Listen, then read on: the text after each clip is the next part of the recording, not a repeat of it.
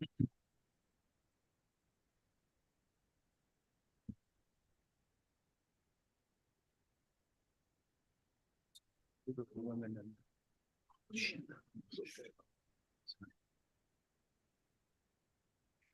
right, we are go for launch. Good evening and welcome to the May 8th, 2024 Henrietta Town Board meeting. I'd like to call the meeting to order. Please call the roll. Councilmember Page. Here. Councilmember Belanca. Here. Councilmember Barley. Here. Councilmember Stafford. Here. Supervisor Schultz. Here. We'll begin the meeting with a silent prayer followed by the Pledge of Allegiance to the flag.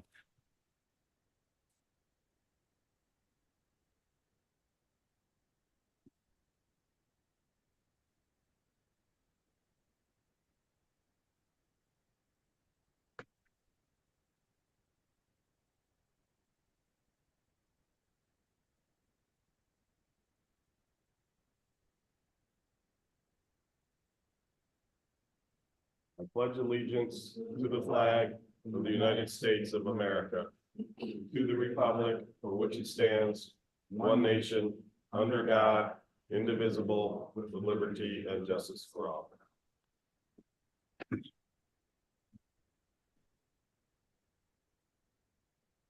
Can I get a motion to approve minutes? Supervisor Schultz, I move to approve the minutes from the preceding meeting, March 27th, 2024. Second. So I have, there was a correction. The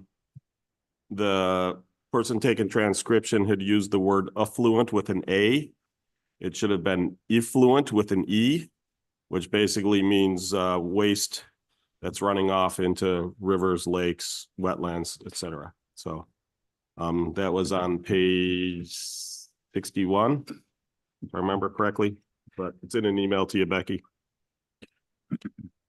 Perfect. Thank you. Any question, comments? I will also note there was another highlighted section, long form with regards to the EAF. That was correct. There's two versions of the EAF, which is environmental assessment form. There's a short form and a long form. In that particular case, we were talking about the long form. So that one was correct, but the affluent was incorrect. Any other questions, comments? So do we, I guess, amend the motion to, I make a motion to amend the minutes? Second. Okay. Any further discussion? Hearing none, please call the roll. Councilmember Page. Aye. Councilmember Belanca. Aye. Councilmember Barley. Aye. Councilmember Stafford. Aye. Supervisor Schultz. Aye. Mr. Supervisor and fellow board members, I'd like to make a motion to approve the minutes of the April 17th, 2024 meeting. Seconded. So again, because of the length of the discussion and the amount of time it takes to not only transcribe the minutes, but then review that transcription, I, for one, did not have time to review these ones. So I would be fine if we waited till next meeting. So moved. Second. Any further discussion? Hearing none, please call the roll. Councilmember Page. Aye. Councilmember Belanca. Aye. Councilmember Barley. Aye. Councilmember Stafford. Aye. Supervisor Schultz. Aye. First up, we have the presentation of the Antoinette Brown Blackwell Woman of the Year Award and ABB scholarships. Come on up.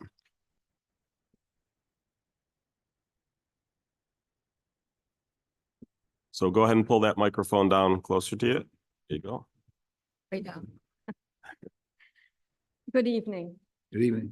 I'm Anita Hawkins, Chair of the Antoinette Brown Blackwell Society. And on behalf of the board, I want to thank you all for being here for the Antoinette Brown Blackwell Society's annual awards ceremony. Antoinette Brown Blackwell was born here in Henrietta, and she died in Elizabeth, New Jersey. She accomplished many things in her 96 years of life. She lived a life that mattered. Antoinette became the first female ordained minister in the United States. She was an author, a preacher, an abolitionist, and a suffragist. She was a contemporary of Susan B. Anthony, Lucy Stone, Elizabeth Cady Stanton, and Frederick Douglass.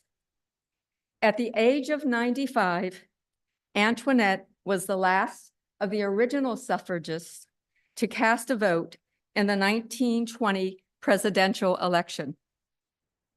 I believe that if Nettie was here today, she would ask all of you who are eligible to vote to be sure to register to vote and to cast your ballot just as she did 104 years ago. Since 1983, Antoinette Brown Blackwell Society has been honoring women and students who put their passion into action. We have honored 41 Women of the Year and have awarded over $60,000 in scholarships to students pursuing post-high school education. Here's Adrienne Petronelli, a board member and chair of the scholarship committee, to introduce this year's scholarship recipient.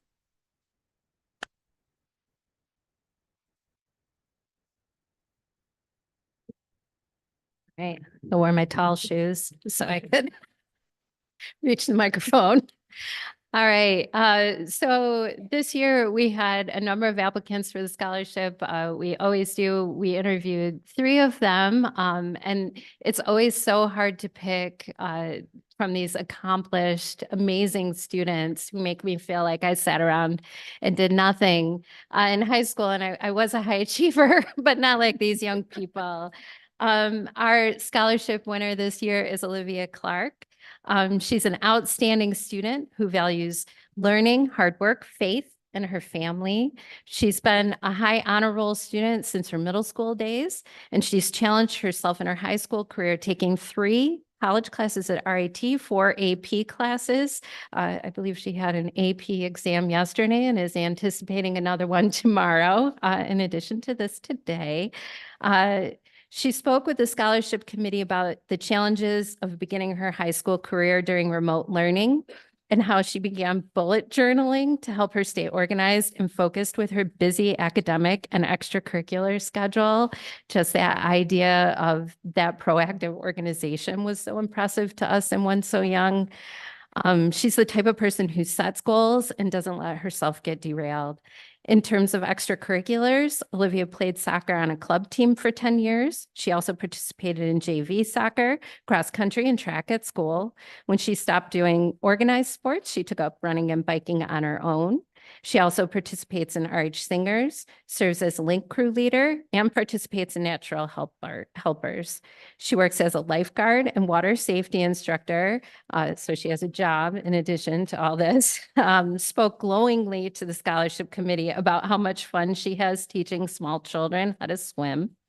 She also works with children at her church, where she's been helping with the children's ministry since 2019. In her scholarship essay, she writes, "My faith has always been of importance to me, and it gives me great pride that Antoinette Brown Blackwell, a fellow woman from Henrietta, paved the way for others as the first woman to be ordained."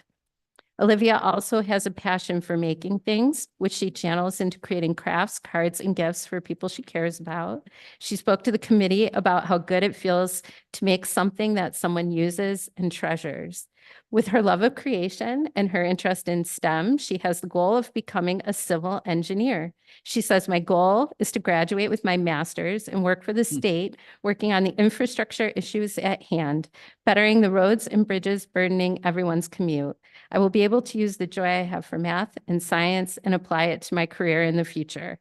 The scholarship committee is confident that Olivia has the drive and grit to achieve any goal she has for herself. Olivia, would you come on up?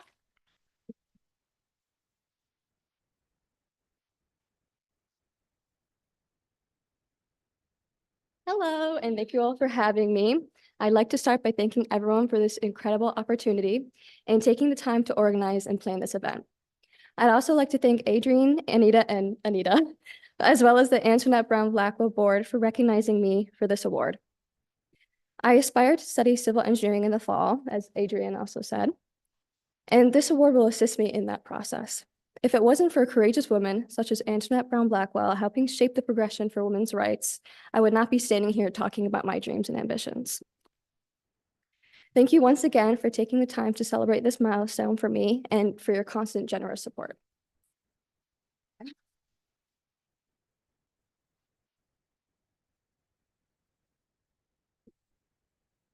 All right.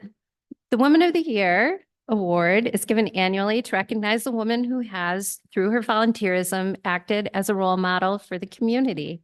Here is Pastor Martha from the Henrietta United Church of Christ to introduce the Antoinette Brown Blackwell Society's 2024 Woman of the Year.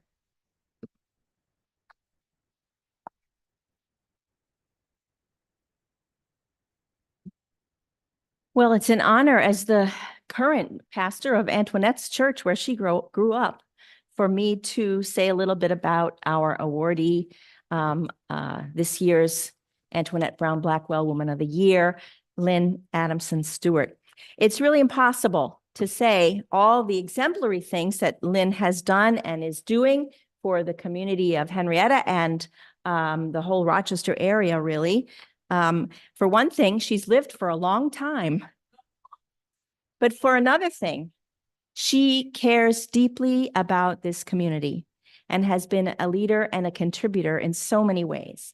So I'm sure that I will leave some things out, but here's a sampling of some of the things that were lifted up in the letters of recommendation for Lynn. Lynn is an advocate for women's empowerment. She mentors women with breast cancer as they go through treatment and recovery. She supports the Coffee Connection, which is a small business housed at the Marketplace Mall, which employs women who are recovering from substance abuse. And Lynn loves to have lunch there, and she usually takes a picture of her lunch and posts it on Facebook as a little promo for this organization that helps women. And of course, she has raised her two daughters as well to be capable of achieving any goal they set for themselves. And they, in their own way, are integral members and helpers in our community. Lynn is also a champion of equal rights, social justice, accessible health care, affordable housing, and care of the earth.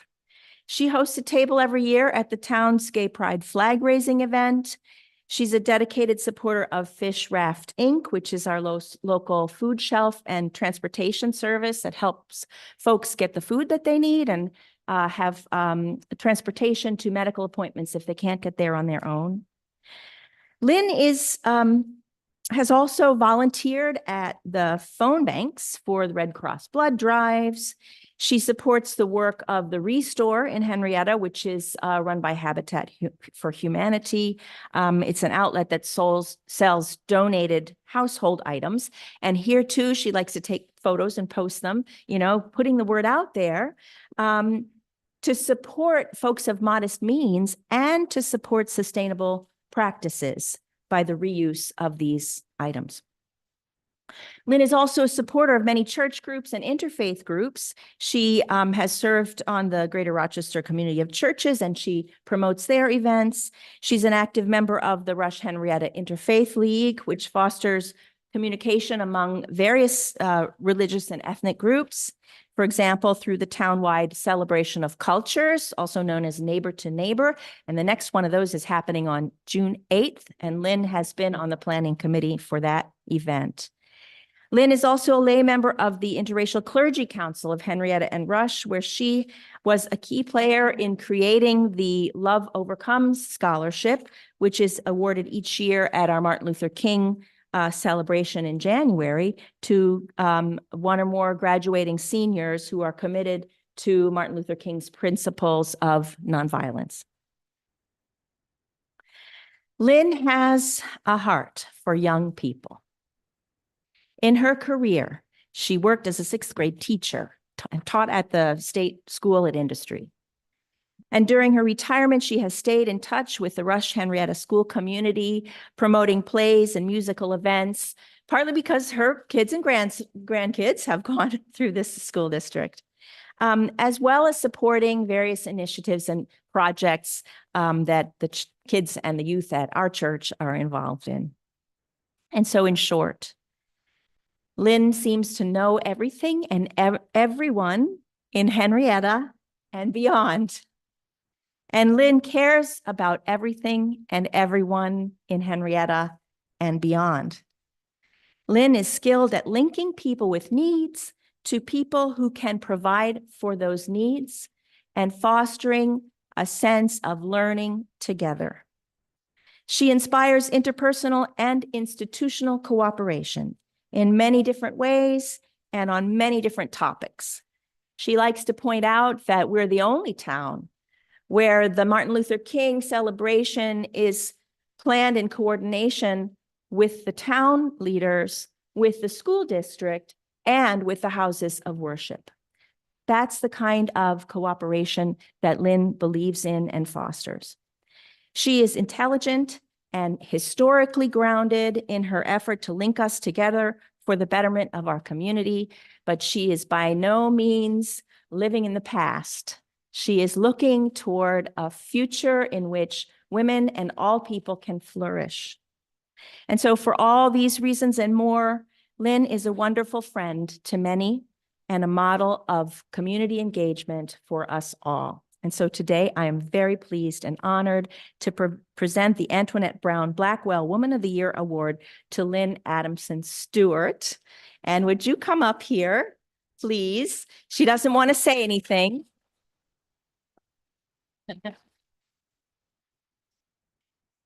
Which is interesting because at committee meetings, sometimes you can't shut her up, but but she's also very humble. And I want to give you this pin. It's a beautiful silver. It has A, B, and a second B behind the B. And I hope that you will wear that with pride and pleasure and in memory of Antoinette, and as a blessing to the women and men who are to come, who will work for the good of all. So that's for you. I'll just hold it up. I don't know if you can see it. It's a little silver pin.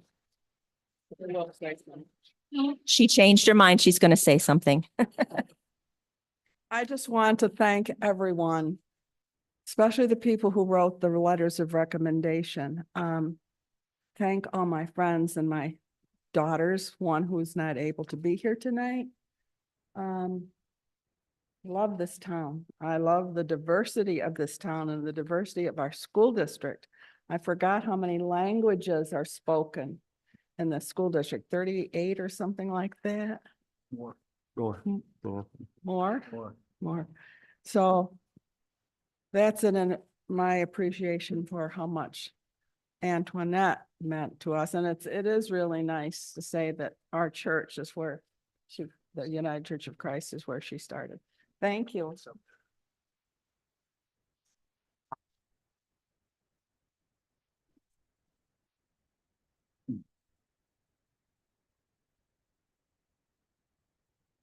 Good evening. My name is Tina Thompson, and I'm here to invite our legislators to come to the podium to present some certificates of recognition to our award winners. Michael Udelson is our county legislator. One of them.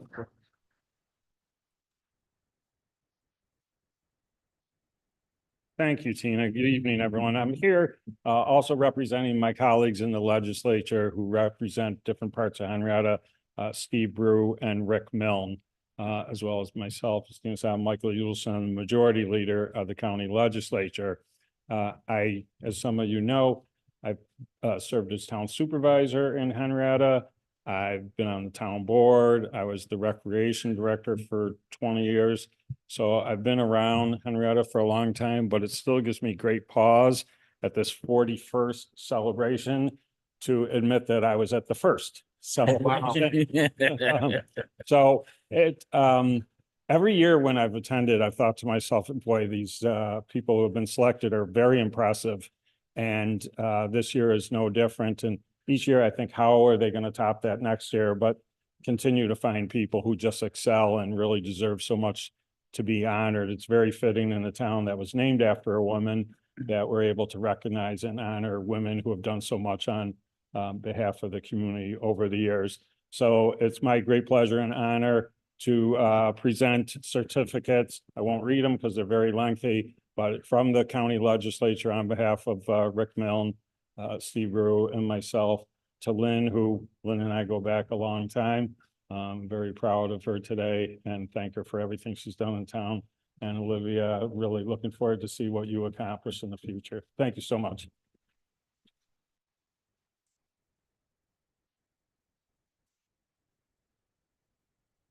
Thank you, Michael. I believe someone is here from Jeremy Cooney's office. I should have said senator. Good evening, everybody. evening. Unfortunately, I'm not Jeremy Cooney, but just on behalf of his office, he does apologize for not being here. We just wanted to give these certificates of merit to the both of you and honor you for the work that you're doing in the community and being exceptional citizens and community members. So on behalf of his office, here we go.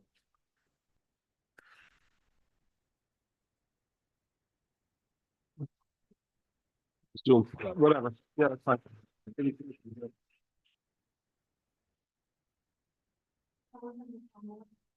Yeah, we can go. I'll just start off because I think a number of us might want to say some, but we do have certificates. I'll just say, I met Lynn basically before I ran for office, but then really got to know her, especially working on the MLK celebrations. Wonderful person, very deserving. Congratulations. Olivia, I just met tonight. So, but like others, I'm impressed by what you've done to date and look forward. You know, I've said many times one of the best parts about this job is recognizing especially the amazing youth, whether it's the Youth Hall of Fame, Eagle Scouts, Gold Stars, scholarship recipients. We have an amazing number of young adults in our community and really look forward to the future. So again, congratulations. And we do have certificates here and we'll want pictures if, when we're done with this. So I'm going to turn it over to the other. I just like to say to Olivia Clark, I'll never forget your name. It sounds like 5 people with all the stuff that you're doing. Congratulations. And it's really important that, you know, a lot of youth don't really realize that while you're in high school, you can go to RIT for free and get credits like Olivia is doing. And so you to be commended for that. I look forward to seeing what you're doing also in the future. And to my friend Lynn, congratulations also. I've worked with Lynn on a number of things and was honored and a little taken back writing a recommendation for you for this award. I want to thank Stacy for asking me. It was my honor to do so, and I'm so glad that you were the recipient of this award. It's well-deserved. Olivia, I just want to, thank you for, being such a role model to everyone else, and wish you the best with whatever you can do, whatever you decide to do. Civil engineering, I think you better talk to our deputy supervisor. So, but congratulations.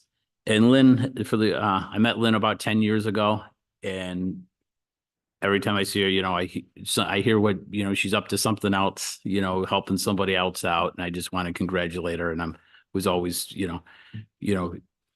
surprised to see how busy she is, helping folks out. So congratulations, Lynn, and thanks for being a friend.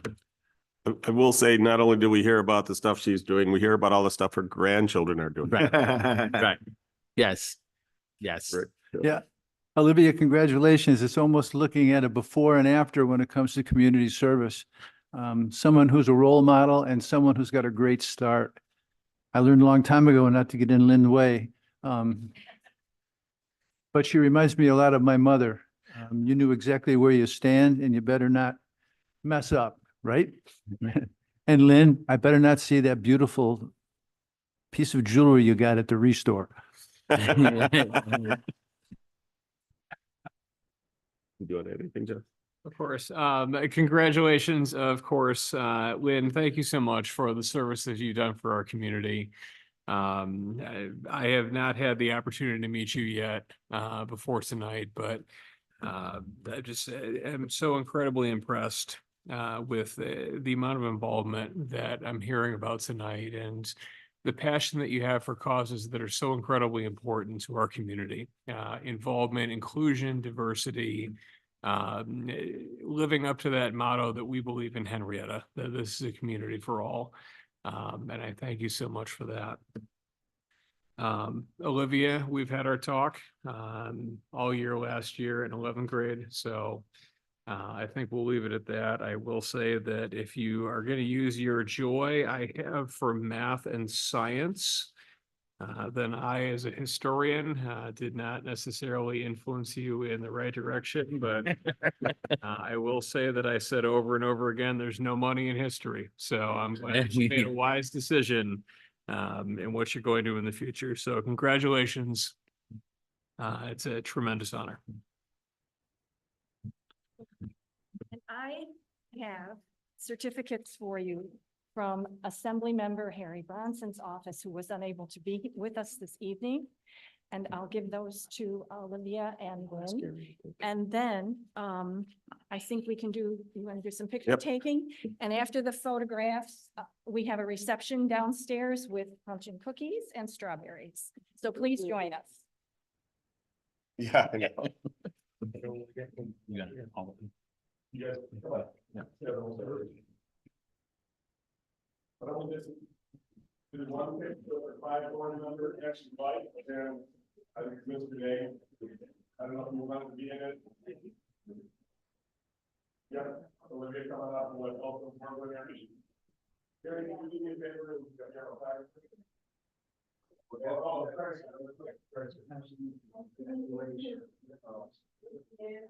Thank you. Good shit. I decided to pay it first. I know, but they push it back. They just need to have them. I know.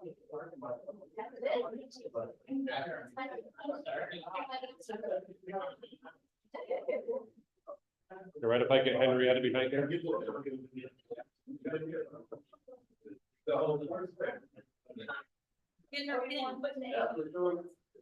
You're right.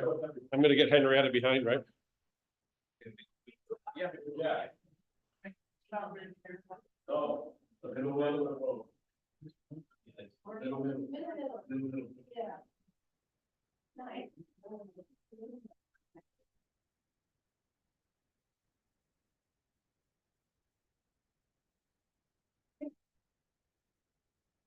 Right, the key word to smile here is go Red Sox, right?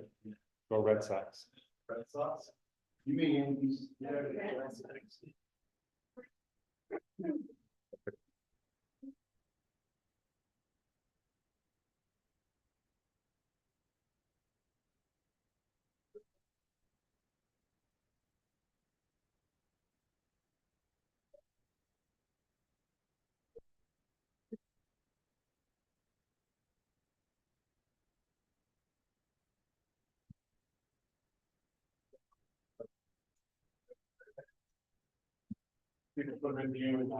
Perfect.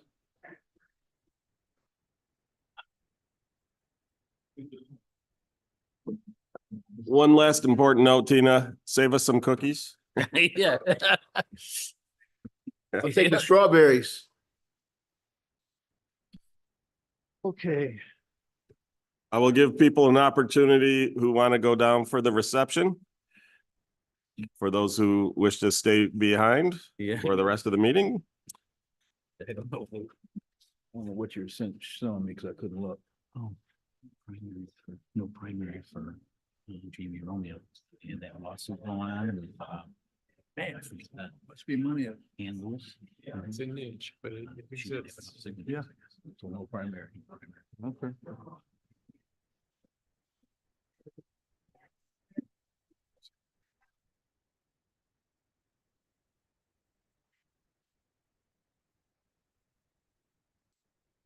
Yeah, go ahead.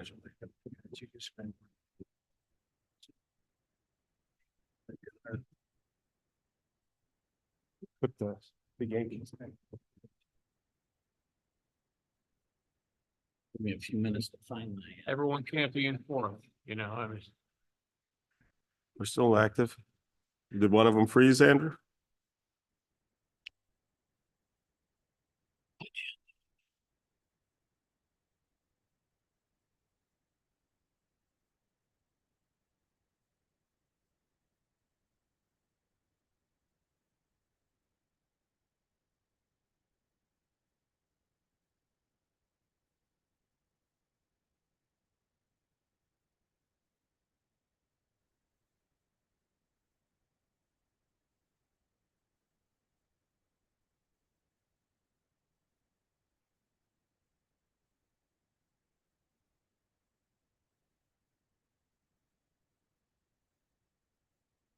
Just got your text, Becky. It's off at the moment. I don't know why it's. Greg, just check to see if there's a connection right near where you, I don't know. That's, yeah. Yeah, okay.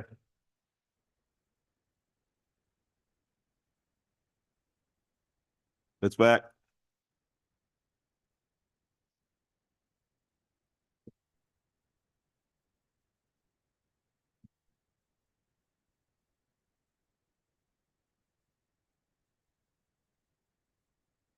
You can't sit there. Any reason why? Yeah, because it's not for the audience. Please sit in the audience.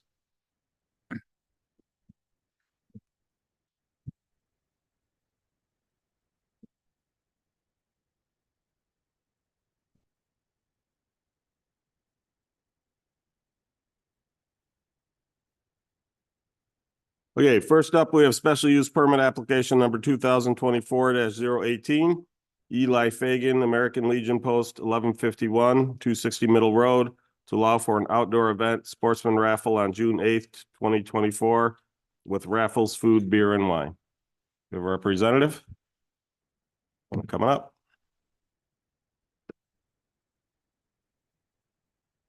Just tell us a little bit about the event and. Okay, my name's Gary Junge. I'm a son of a Legionnaire. And this is what we usually have every year for our fundraiser. And right now, we're applying for a liquor license that will encompass the whole facility. It's been only the bar forever and ever and ever, and we lose a lot of money by not being even hosted upstairs. So that's why we're gonna go this route, and we're hoping to get this approved and then go to Liquor Authority and get that license all squared away going forward. Great. And so, yeah, so like I said, I don't see any particular issue with it. As you said, there've been numerous events, but we have to go through this, for the Liquor Authority. Right. Every year. Yep. I don't know if anybody else has any questions, comments. Well, again, one of the things they're gonna do is look to expand the premises so that they can, have liquor in the garage area is Right. And also be able to serve liquor upstairs when Right. people rent the hall. Right now, we can't. right. Is Otto a part of this organization? Otto? Yes, Okay. Yeah. Good. he'll be the grand marshal in the parade. He'll be the grand marshal in the Yep. parade? He I'll will. look forward to that. Okay. Good guy. Yeah, great guy. Steve, is that other part of this special use permit, or is this just special use? This just right for- now just is- for the event. This is for the event. Okay. Just wanted to clarify. And the way we switch these, they can be for other events with the same. So any other event this summer with the same alcohol provider, which is you guys. So but yeah, so what'll happen is once they get that okay from the Liquor Authority, we would basically they'd essentially come in for a update to the restaurant for essentially what's a restaurant permit. Right. Since they prepare and serve food and liquor, and we would just have one at that point, so. Yeah, we're just trying to rush this through because the event is June 8th and we run out of time pretty Right. much. Yep. Gary, they've been doing this for years, but are you aware that the fire marshal had a couple comments to make about the outside cooking. It's the first time I've seen it, so let me just tell you what he said. Provide fire extinguishers to cooking operations that are conducted outside of the established kitchen. Charcoal fuel cooking, water can extinguish or garden hose within easy reach. Open flame cooking requires an ABC extinguisher and conducted at least 10 feet from the structure. Right, I saw those. Yep, Okay, we're all good. set. I just want to make sure. Yep. Anything else? Is there any questions, comments from the audience? And hearing and seeing none, I'm going to close the public hearing for special use permit application number 2024-018 Eli Fagan. Mr. Supervisor, I'd like to make a motion to approve application number 2024-018 Eli Fagan, American Legion, Post 1151, 260 Middle Road, to allow an outdoor event called the Sportsman's Raffle on June 8th, 2024, with raffles, food, beer, and wine. Second. And again, as noted, the way that we adjusted these permits, you can do other similar events, same venue, same food and liquor providers. Any other questions, comments? Hearing and seeing none, please call the roll. Councilmember Page, Aye. Councilmember Blanca, Aye. Councilmember Barley, Aye. Councilmember Stafford, Aye. Supervisor Schultz. Aye. Congratulations. We look forward to the event. We'll see you all June 8th. Sounds Thank you, good. guys. Next up, we have special use permit application number 2024-017, Cadence Drums LLC, 2128 East Henrietta Road, to operate a percussion retail store. We have a representative. Please introduce yourself and your relationship to the project. Good evening. My name is Justin Hoppy. I own Cadence Drums LLC. We're currently located in Gates. We've been looking to buy a building for the last 3 years. We found one in the town of Henrietta, which is where we thought would be ideal, location-wise throughout the county. And we're just looking to get this zoning done to make sure we can operate there. And looking forward to contributing to the town. Sounds good. You know, there are some houses just behind. Mhm. And I know that it's not constant drumming at a drum store or whatever, but just to allay any concerns, I don't even know that you would be open at these times, but you basically couldn't have any percussion. Like, I don't know if you're gonna maybe do lessons there or whatever, but the quiet hours in the town are 9 p.m. to 7 a.m. Mhm. So basically the restriction I would just have on that is that you have to observe those quiet hours. Absolutely. But other than that, you know, I was actually surprised that our commercial B2, if it's a retail operation, you have to get a special use permit. That was a little, it's because it's in a catch-all from commercial B1, but anyway. I don't know. I don't have any further comments or questions. This one's pretty straightforward to me. Are you gonna have classes there and We don't do lessons now. We have several customers who teach and have lesson studios throughout the county. And so we send people to them, but not in this building? not in the building. Nope. You know, I see, you know, when I read the code, I don't see the hours, but yeah, I'm just concerned about your neighbors. Yeah, we won't be open. We're open 11 to 6 weekdays, 11 to 5 on Saturday, closed on Sundays, except during the holiday season. And we may be open a little bit later, but it certainly wouldn't be that late. We also plan to make a concerted effort to go in and see how the noise does when we make noise, leave the building, and then make adjustments to the structure as necessary to make sure it doesn't bother anybody. Okay, we'd appreciate that. My question for you, Justin, was gonna be, were you gonna do any soundproofing at all? But maybe you just answered that question. Yeah, it'll depend. The way that the structure is laid out, it shouldn't really be necessary, but first thing we're going to do once we're in there is intentionally make noise and walk around the perimeter of the building to see where it's audible, if it's audible, and then add soundproofing or insulation as necessary to mitigate that Okay. sound leaving the building. Yep, Great, appreciate it. no problem. I don't have any further questions, comments. Does anyone from the public have any questions or comments? Do we want? Do we What's that? want to add anything in it? I already said, when I'm Thank you. gonna make a motion with the observe the Okay. quiet hours, yeah. Thank- Okay, And about adding soundproofing if needed? Like you mentioned. yep, Thank you. okay. Hearing and seeing no further comments, I'm gonna close the public hearing for special use permit application number 2024-017 Cadence Drums LLC. Fellow board members, I move that we approve special use permit application number 2024-017 Cadence Drums LLC, 2128 East Henrietta Road, to operate a percussion retail store with the following restrictions: that quiet hours from 9 PM to 7 AM be observed, and that soundproof will be added as necessary so as not to disturb the surrounding neighborhoods. Second. Any further discussion? Hearing and seeing none, please call the roll. Councilmember Page, Aye. Councilmember Blanca, Aye. Councilmember Barley, Aye. Councilmember Stafford, Aye. Supervisor Schultz. All right, congratulations. We look forward to you to open up. Thank you Welcome to very much. Henrietta. Welcome, I Henrietta. appreciate it. Thank Yes. you. Yeah. Next up, we have special use permit application number 2024-014, Misfits Dispensary, 420 Jefferson Road, to operate a retail cannabis store. Please introduce yourself and your relationship to the project. Good evening. My name is Tintin Ren. I am the applicant's licensee for Misfits Dispensary, and we seek to have a special permit approval at 420 Jefferson Road.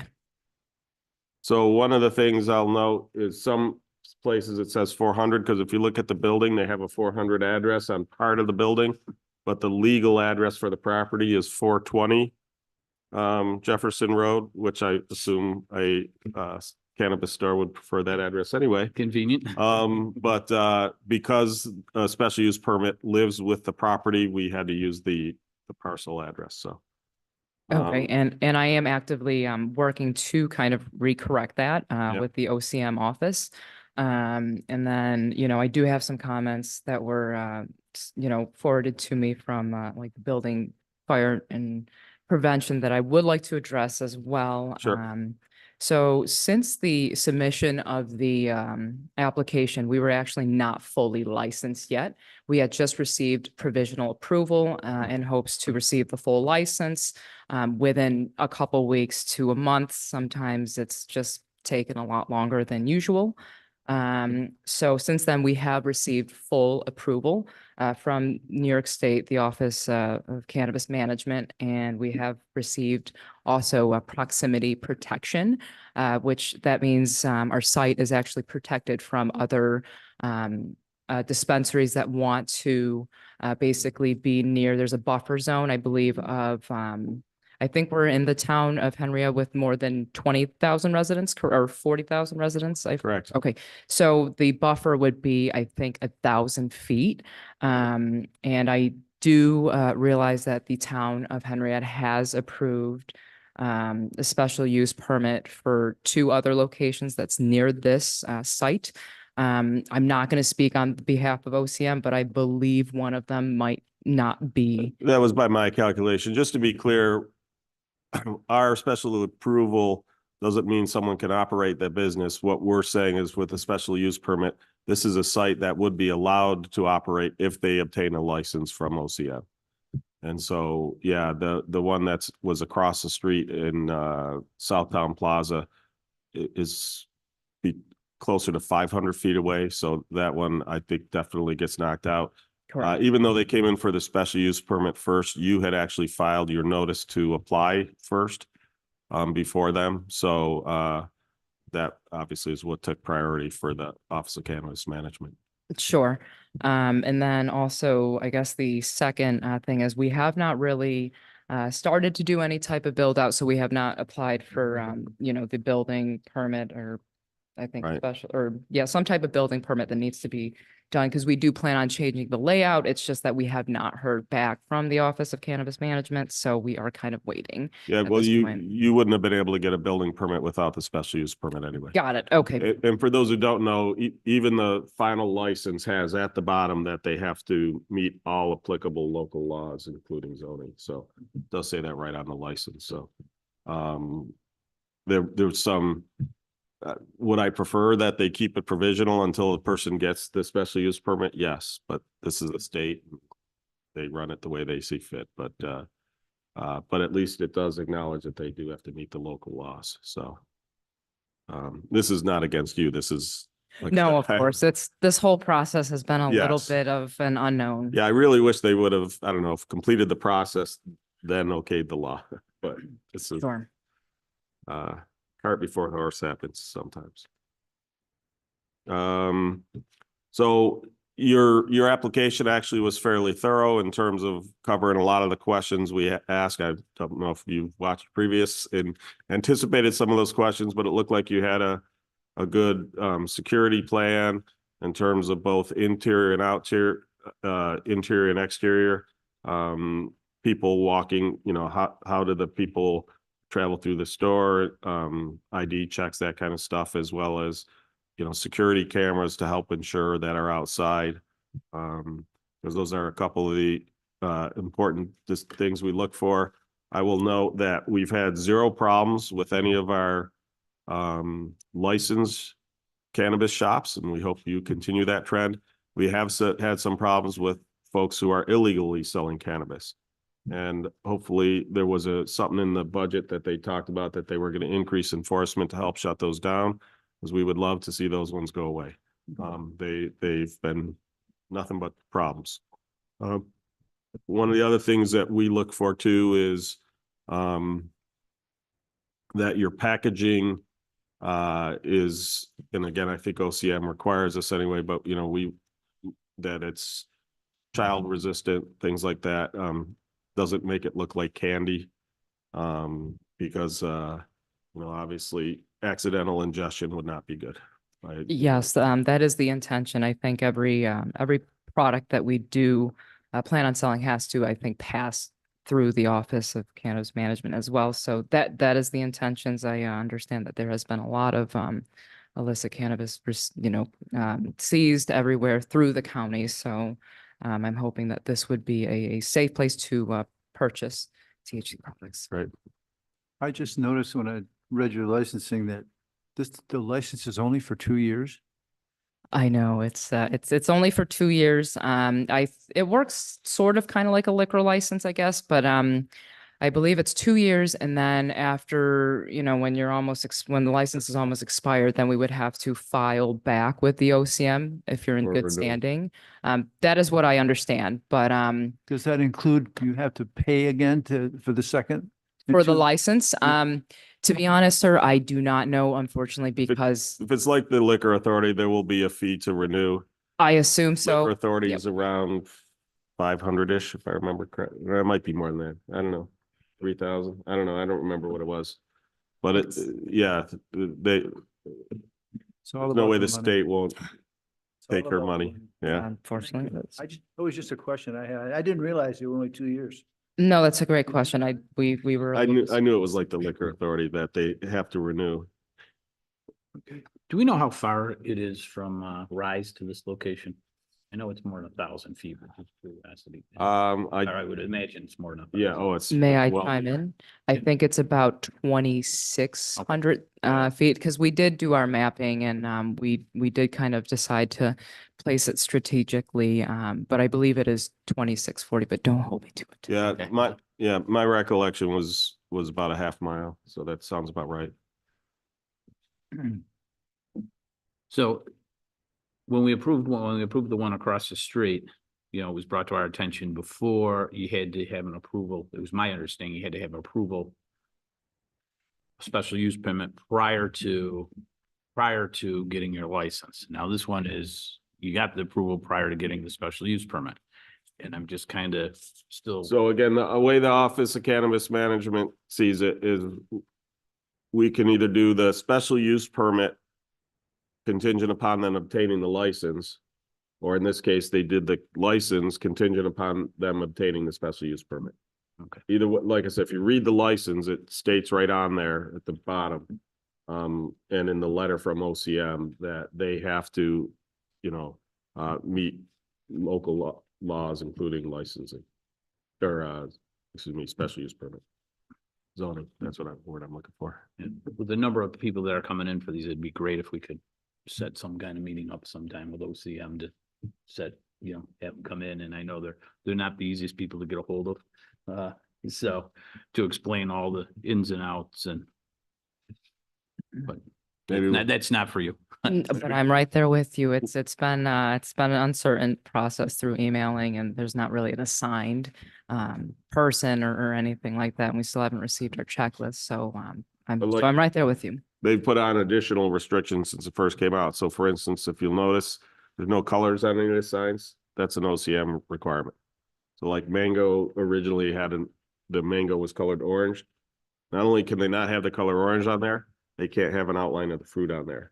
The folks, the Rock City Dispensary or whatever it's called, they couldn't have they had the skyline. Can't have that. So it's basically plain block text, black and white. So they've done a lot of rules. We just had a supervisors Association of Towns meetings of supervisors. That was one of the topics I brought up for a future supervisor meeting. So maybe Association of Towns can get something and they can put together something to educate everybody on where the OCM laws are these days. But any other questions with regards to misfits? Yes. What is your address? So we applied under 400 Jefferson Road. The shopping center is, I believe, from 400 to 420 Jefferson Road. I welcomed the 420 number because it's a good fit for, the business, I think, a good number for that type of business. But I did apply under 400. The entire shopping center, I believe, is from 400 to 420 Jefferson Road. And then individual tenants have suite numbers. And then there's an out parcel, a dumpling restaurant. I think that's 410 Jefferson Road. So the legal number is 420 Jefferson Road. So where would this be located exactly in that plaza? So it would be in Suite 2. So it's going to be sandwiched between the Karaoke Revolution Chinese restaurant and then the DP Dough Pizzeria. Okay. And do any of us know if children go to Revolution? I don't know whether children go to there, but it's not a business that caters to children. So unlike Altitude, for instance, or Clubhouse Fun Center. I do want to chime in. I think Karaoke Revolution has also rebranded to more of a sit-down Chinese restaurant. I want to say that they don't do karaoke anymore, but I will have to follow up on that. Yeah, I haven't been there in a while, but the last time I knew when I was there, people under 18 could go in there and rent rooms and Sure, do sure. karaoke. Yes, yep. Yeah, because 420 is way on the other side. Okay. Yeah. Do you have any plans of doing any medical licensing in the future? No, I do not. It strictly is just going to be retail. I do not have plans of doing a medical or growers or cultivation licenses, just strictly retail for this site. All right. Thanks, Tintin. Thank you. Any questions? Do we have anyone from the audience? Could you do me a favor and sit down at this table so we can, yep. Gotcha. Guy in the back. Go ahead. No, please come up to the microphone. Yeah, you're sitting there. Yep. Just in case we have to ask you to clarify about it. Hi, my name is Talha. This is just a general question regarding this industry. What is currently being done regarding the unlicensed shops that seemingly closed down and then apparently they just opened back up? So just a general question regarding this industry. My simple answer is not enough. The sheriff's department has worked with us, and wherever they can, they've ticketed or more. They caught one of the shops illegally selling to minors. And what the frustration part for me is 2 years later, that group has not been prosecuted. There was recently, as mentioned, in the new latest budget, state budget, included in there was additional enforcement. Just like the liquor authority prosecutes stores that illegally sell alcohol, the OCM is going to help prosecute stores that illegally sell cannabis. So, basically it's ourselves, the fire department, the sheriff's office, we all communicate with each other to help locate these places that are illegally selling. But ultimately, as the district attorney's office, it has to prosecute. Yeah, and unfortunately, it does have quite a huge impact on especially the younger generation. So whatever can be done that is more stronger, I think would be appreciated by the community. No, we agree. Unfortunately, like I said, we do not have the authority to prosecute felonies, essentially. We do have the other problem that, some of those locations, they've set up shop closer to the high school. They put up flashing lights, Christmas lights. I mean, that's where I think some of the, I think the state went a little far in the other direction. I do. But I think that's where some of that comes from, because we're not the only town that sees that, they don't want to see them essentially marketing to children, which unfortunately is what some of these illegal shops, one of the frustrating is we'd gotten one of the shops shut down. They had, I don't remember what it was, 200 kilograms of cannabis, and they had psychedelic mushrooms and other illegal substances, and they were able to get back open a couple weeks later, going to court. That I just don't understand how that happens, but. Yeah. All right, thank you so much. Appreciate What was your name and address? Talha, I live right off Bailey, Eagle Pine. Right. 160 Eagle Pine Way. Thank you. Thank you. Thank you. Yep.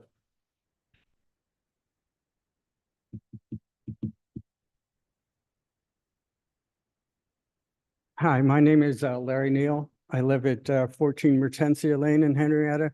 And for 21 years, I was a member of the planning board in here in Henrietta. I don't have any questions for the applicant. I just really have some comments. When I moved here 38 years ago, Henrietta had some things that you found out about, that you enjoyed about Henrietta. And it was the way the town was set up, the houses. Is this the about this community. application? I'm sorry? Is this about this application? It is. Okay, thank you. Okay. Sorry. But unfortunately, it's changed, and it hasn't changed for the better. What we're seeing now in Henrietta are more of the facilities like she's building, and with it, the accompanying crime that's been following with it. I think just within the last year, I think there were at least 3 instances on East Henrietta Road where somebody drove a car into a business, knocking out doors or windows or anything. We didn't have that before. I think that is a direct result of the increase in facilities such as hers, where, as everybody knows, when we were, from years ago, if you had drugs in your town, crime followed it. And I think that's what we're seeing right now. And I don't know how we handle it. I know that your hands are kind of tied. I know that what a previous supervisor did when there was an issue that needed to be directed, and what he did was put in a moratorium. Now, I don't know if that's legal here. It's not.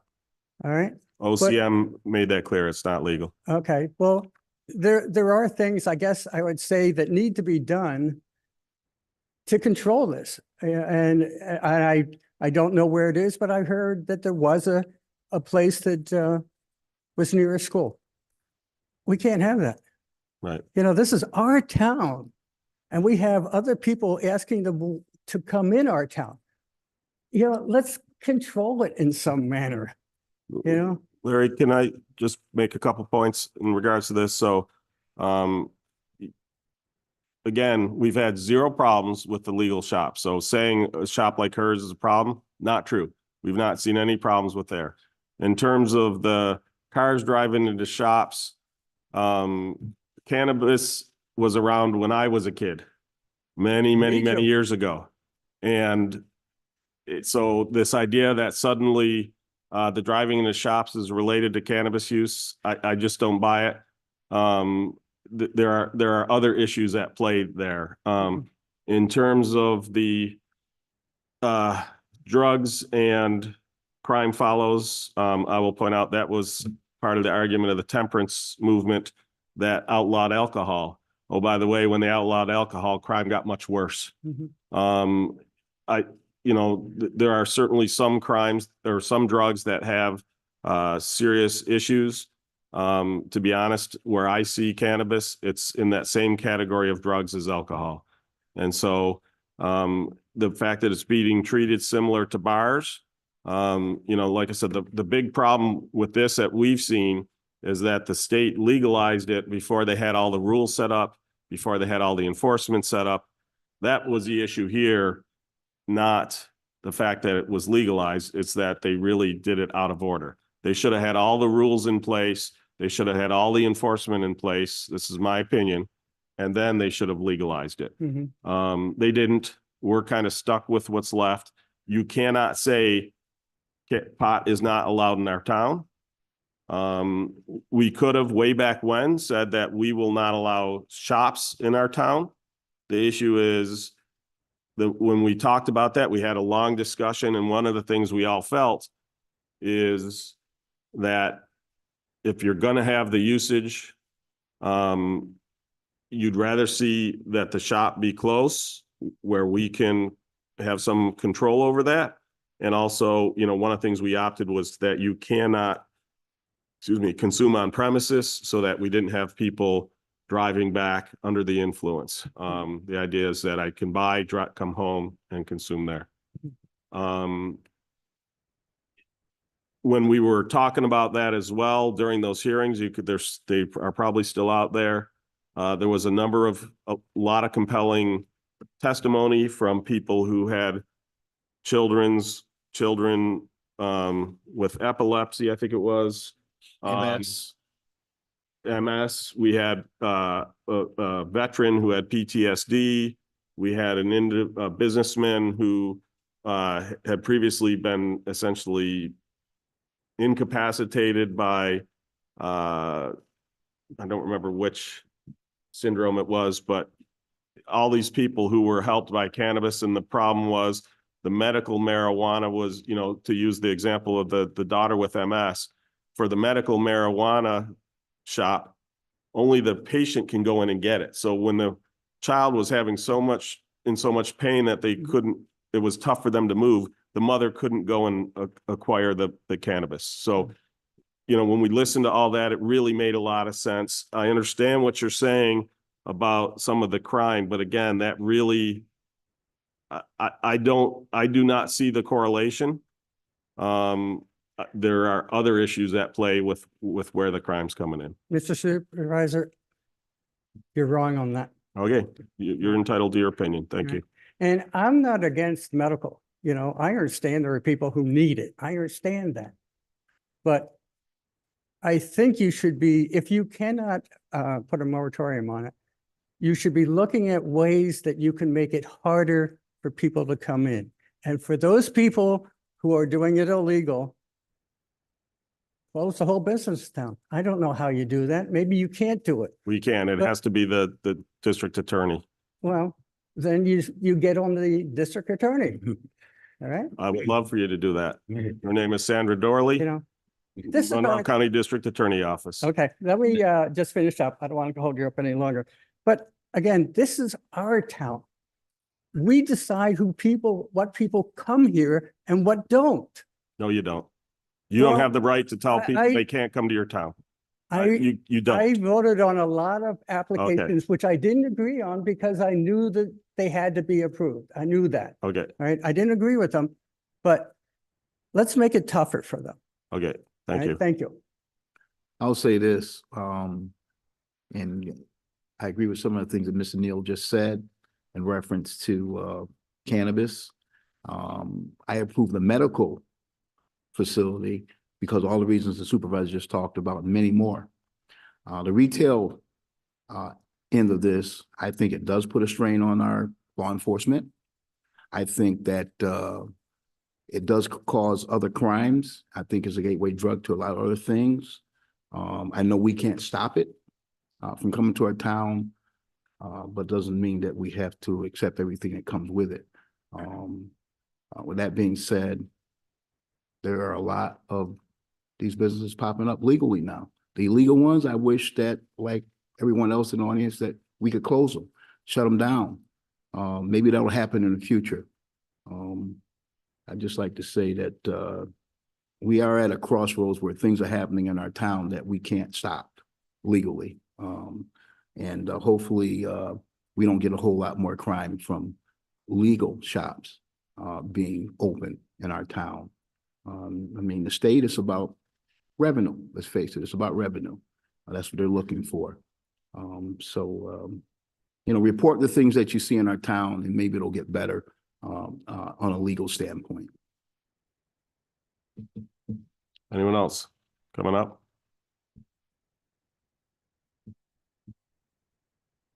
Nicholas Hurst, 62 Wickwine Lane, Henrietta.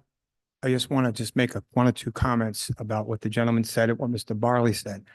And what Mr. Schultz said. One of the few things maybe that you and I agree on. The law is the law, and that goes to the audience too. If the state makes marijuana legal, unfortunately, we all have to abide by it. There's nothing that anybody can do about it. If the legislature passes that law, then there's nothing that can be done because it's law. As far as the illegal shops, the only question I have with regards to that, why is the sheriff having a hard time citing them? That's what I don't understand. They're not having a hard time citing them. The sheriff's office is not the one who can prosecute them.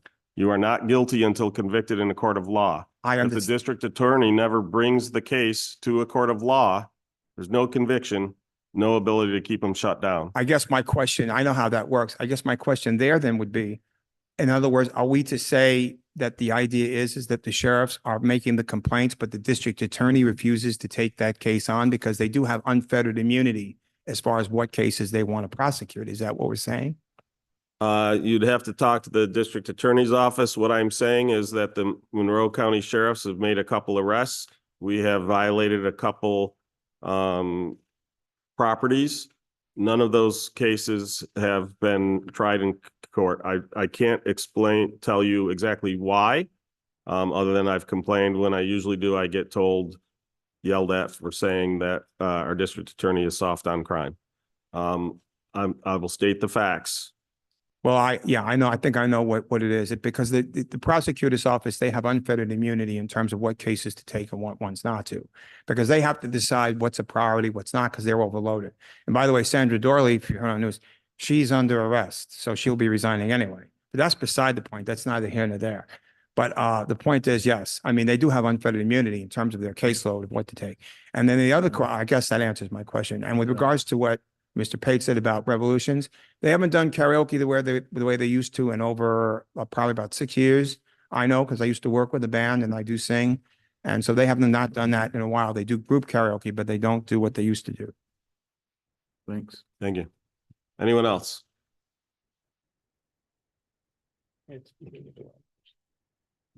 Any other questions, comments? Anything from the board? Okay, then hearing and seeing none, I'm going to close. Oh, so go ahead. Question. Do you own any other cannabis shops? No, I do not. No, that one. Okay. Sorry. Problem.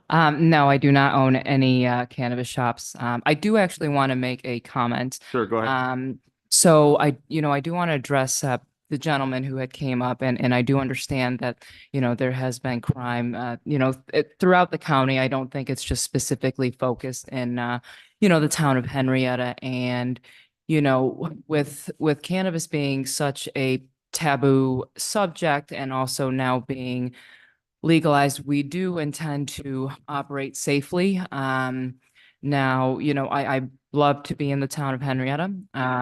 about 10 years ago, my mom had actually sold her Chinese restaurant. So the town of Henrietta actually is very special to me.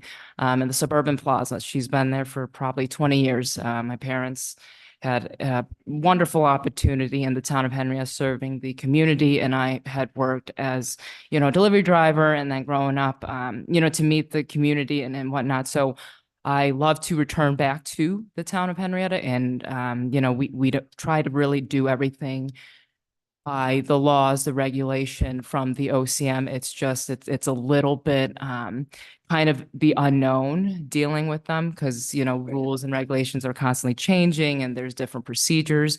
But, you know, I welcome any, you know, concerns, comments, and questions. I have one comment.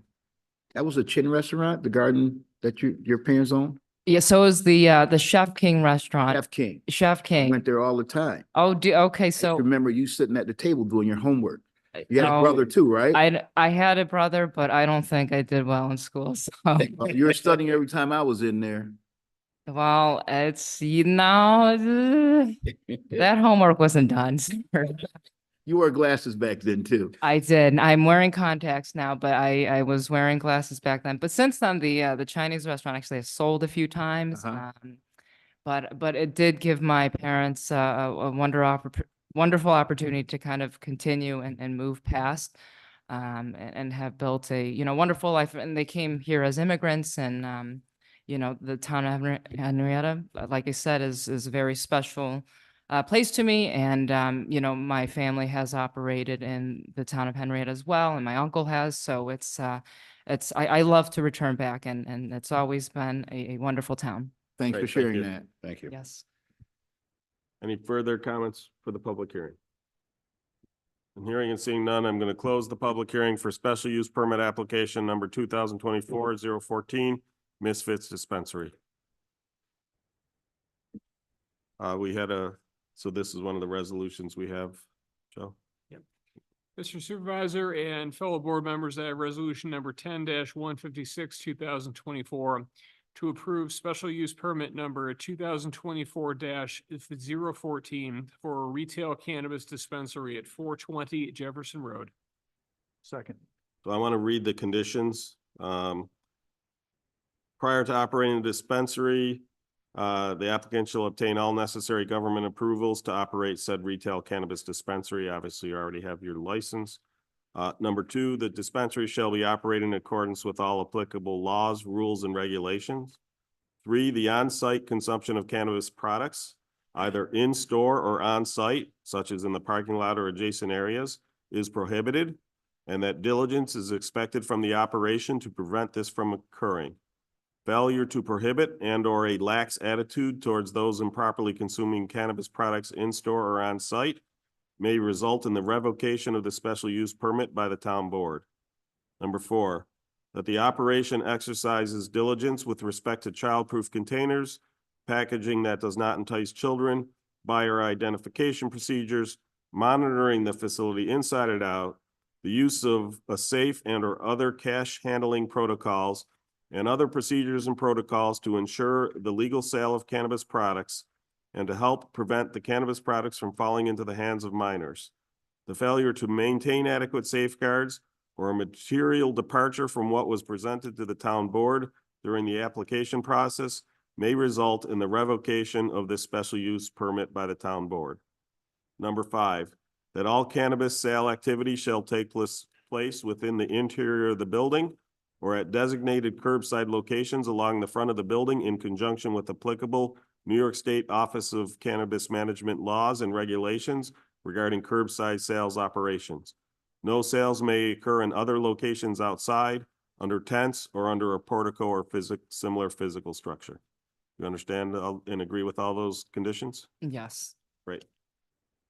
Any further comments or questions? Then hearing and seeing none, please call the roll. Councilmember Page, Aye. Councilmember Blanca, Aye. Councilmember Barley, Nay. Councilmember Stafford. Nay. Supervisor Schultz. Aye. Congratulations.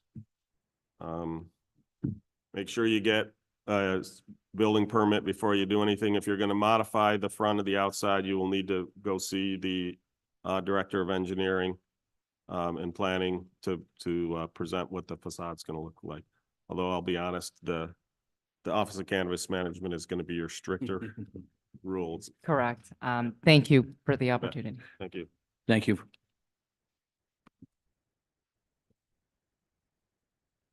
Next up, we have special use permit application number 2024-015, Al Wadud Academy Corporation, 250 Thruway Park Drive, to operate a private school from pre-kindergarten through high school. Please introduce yourself and your connection to the project. Good evening. Thank you very much to the board for having us here. My name is Michael Trojan. I am Director of Commercial Properties at Konar Properties. Konar Properties is the agent for 250 Erie Station. I also have Dan Richardson with us. He is our property manager. Online, we have some folks from the academy, and if they could introduce themselves at this time. Yes, hello. Hello, everyone. My name is Mimi Inadege. I am the founder, CEO, and president of Al Wadud Academy. And we also have Sister Salafa, who is the co-director of the Quran and Islamic Study. And then we have Joshua Sweeney, who is the vice president of the program developer of Al Wadud Academy. Excellent. We have presented our application, and it has a lot of the facts. I'm sure you have all reviewed it. I wanted to point out a few things for the real estate aspect, and any questions on the operations can go to Mimi. First of all, I thought earlier today, when the Antoinette Brown Blackwell Award was given out tonight, it was nice to see, because part of the town's comprehensive plan is to have a diversified economy, and having the academy in our community adds to the diversity. The building, this is a private school. It is not a charter school, so it will not be removing tax base from the town. The current building is used for eHealth, which is a medical records call center. After COVID, they found a way to do things remotely, so they are moving out of the building. It's a 47,000 square foot approximately building. And in this economy and the way real estate is going, office is very hard to fill. We have about 10,000 that we've had vacant for 6 years. It just is a tough market. So when we were presented the opportunity with the school, we were excited to reuse a building in our business park. And then the last thing I wanted to say is there's approximately 120 students, which is very similar in the employment of that eHealth had, and with less traffic. And Mimi, I believe there's some questions about busing. If you could help us talk about that and some other things that you'd like to highlight about the academy. Sure. Thank you so much again, everyone, for giving us this opportunity, this amazing opportunity. Just kind of doing a quick backstory. This has been in development for the past 4.5 years, and it has been a huge pleasure just studying the demographics, as well as the camaraderie and the collaboration that is heavily, influenced in the Henrietta community, as well as the less politics in Henrietta versus other locations. But yes, this school, like Mr. Michael stated, it is a private Islamic school, and pertaining to the busing, we will be communicating with all the districts to allow the busing to come into the building. To drop off the students, and I hope that answered the question. Thank you. Let me ask the question another way. Okay. It was presented to us that it would be private busing, which means the school districts wouldn't be involved. Is that different? Are you expecting the Rush Henrietta School District to bus your students to school? Oh, my apologies. It would be private busing. My complete apologies. Okay. So one of the questions we had was whether you were planning to get certification from the New York State Department of Education.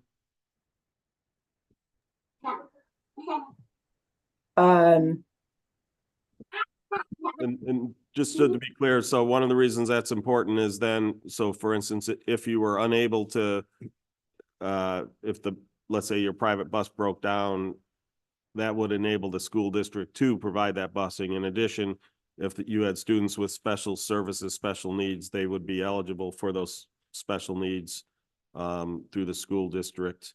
Again, provided at your facility, but as I understand it, like I said, for that to be in place, you would need that certification from the New York State Department of Education. I happen to be meeting this afternoon with the Rush Henrietta School Superintendent and Assistant Superintendent, was talking about this, and they are very much in favor of you getting that certification, because they think it would be best for your students to have that in case you did have special needs students. They could get the plan and the other stuff that they did. So Thank you. Thank you so much. Thank you.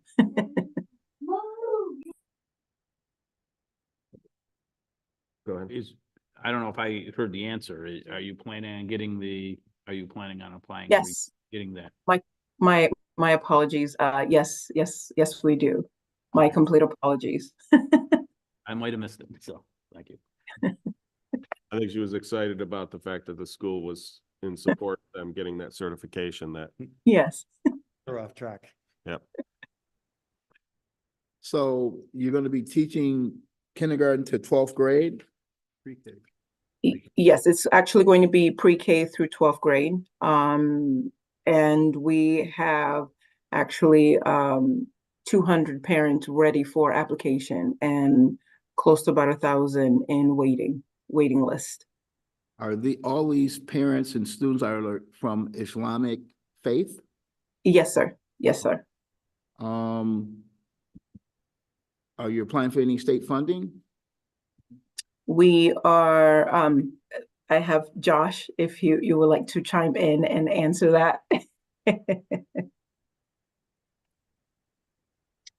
Hello, everyone, and thank you for the opportunity. Yes, we will be looking at different avenues. Obviously, not being a charter, and there is a bit of a gray area there, but we will be looking more at corporate sponsors and bringing in funds from outside grants. But we are still closely working with the state. And still, there's many opportunities, many changes that have happened recently in the school systems for New York, especially for the Islamic faith, including changes with the dining options and things that we are still very much, would appreciate working with them. So we still will be obtaining everything that is needed as if we were a charter school, or as if we were, registered through the state, not as a private. And we will be going through all those outlets, which it basically is the same. There's still much opportunity for funding and for different resources, while still maintaining as a private school. Gotcha. Are you teaching somewhere else right now? No, we are literally a brand new grassroots organization. And also to add on to what Mr. Sweeney also stated, it would be tuition based, and I hope that also adds on to the additional or it adds on to the question that you had asked previously. All right, thank you so much. You're very welcome. Will the school operate traditional school hours, Monday through Friday, 7 to 4? Yes, sir. Yes, it would be Monday through Friday. Our hours of operation would basically be from 8 to 4, and of course, with the opportunity of after school program, and of course, selectively having some hours on the weekend to continue Islamic education, as well as giving students the opportunity to not only understand the Quran aspect, but also given the opportunity to memorize the Quran in hopes of preparing them for a national Quran competition.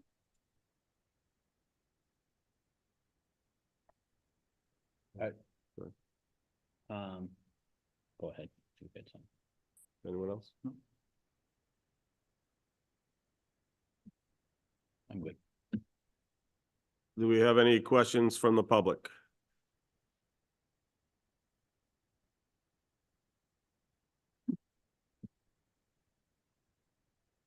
Hello, my name is Larry Neal. I live at 14 Mertensia in Henrietta. And for 21 years, I was a member of the planning board. And I really didn't mean to come up here and speak, but you're saying that your students are primarily Islamic? Yes, sir. Yes. Okay. And I hope my question is not taken wrong, but are the kids taught to be Americans? I'm sorry, can you repeat the question? It was I'm not an sorry. appropriate question. It really was not. Well, So do you ask that question when a Christian school opens up, when a Catholic school opens up? It's not an appropriate question. Because I I know really the take answer. offense to that.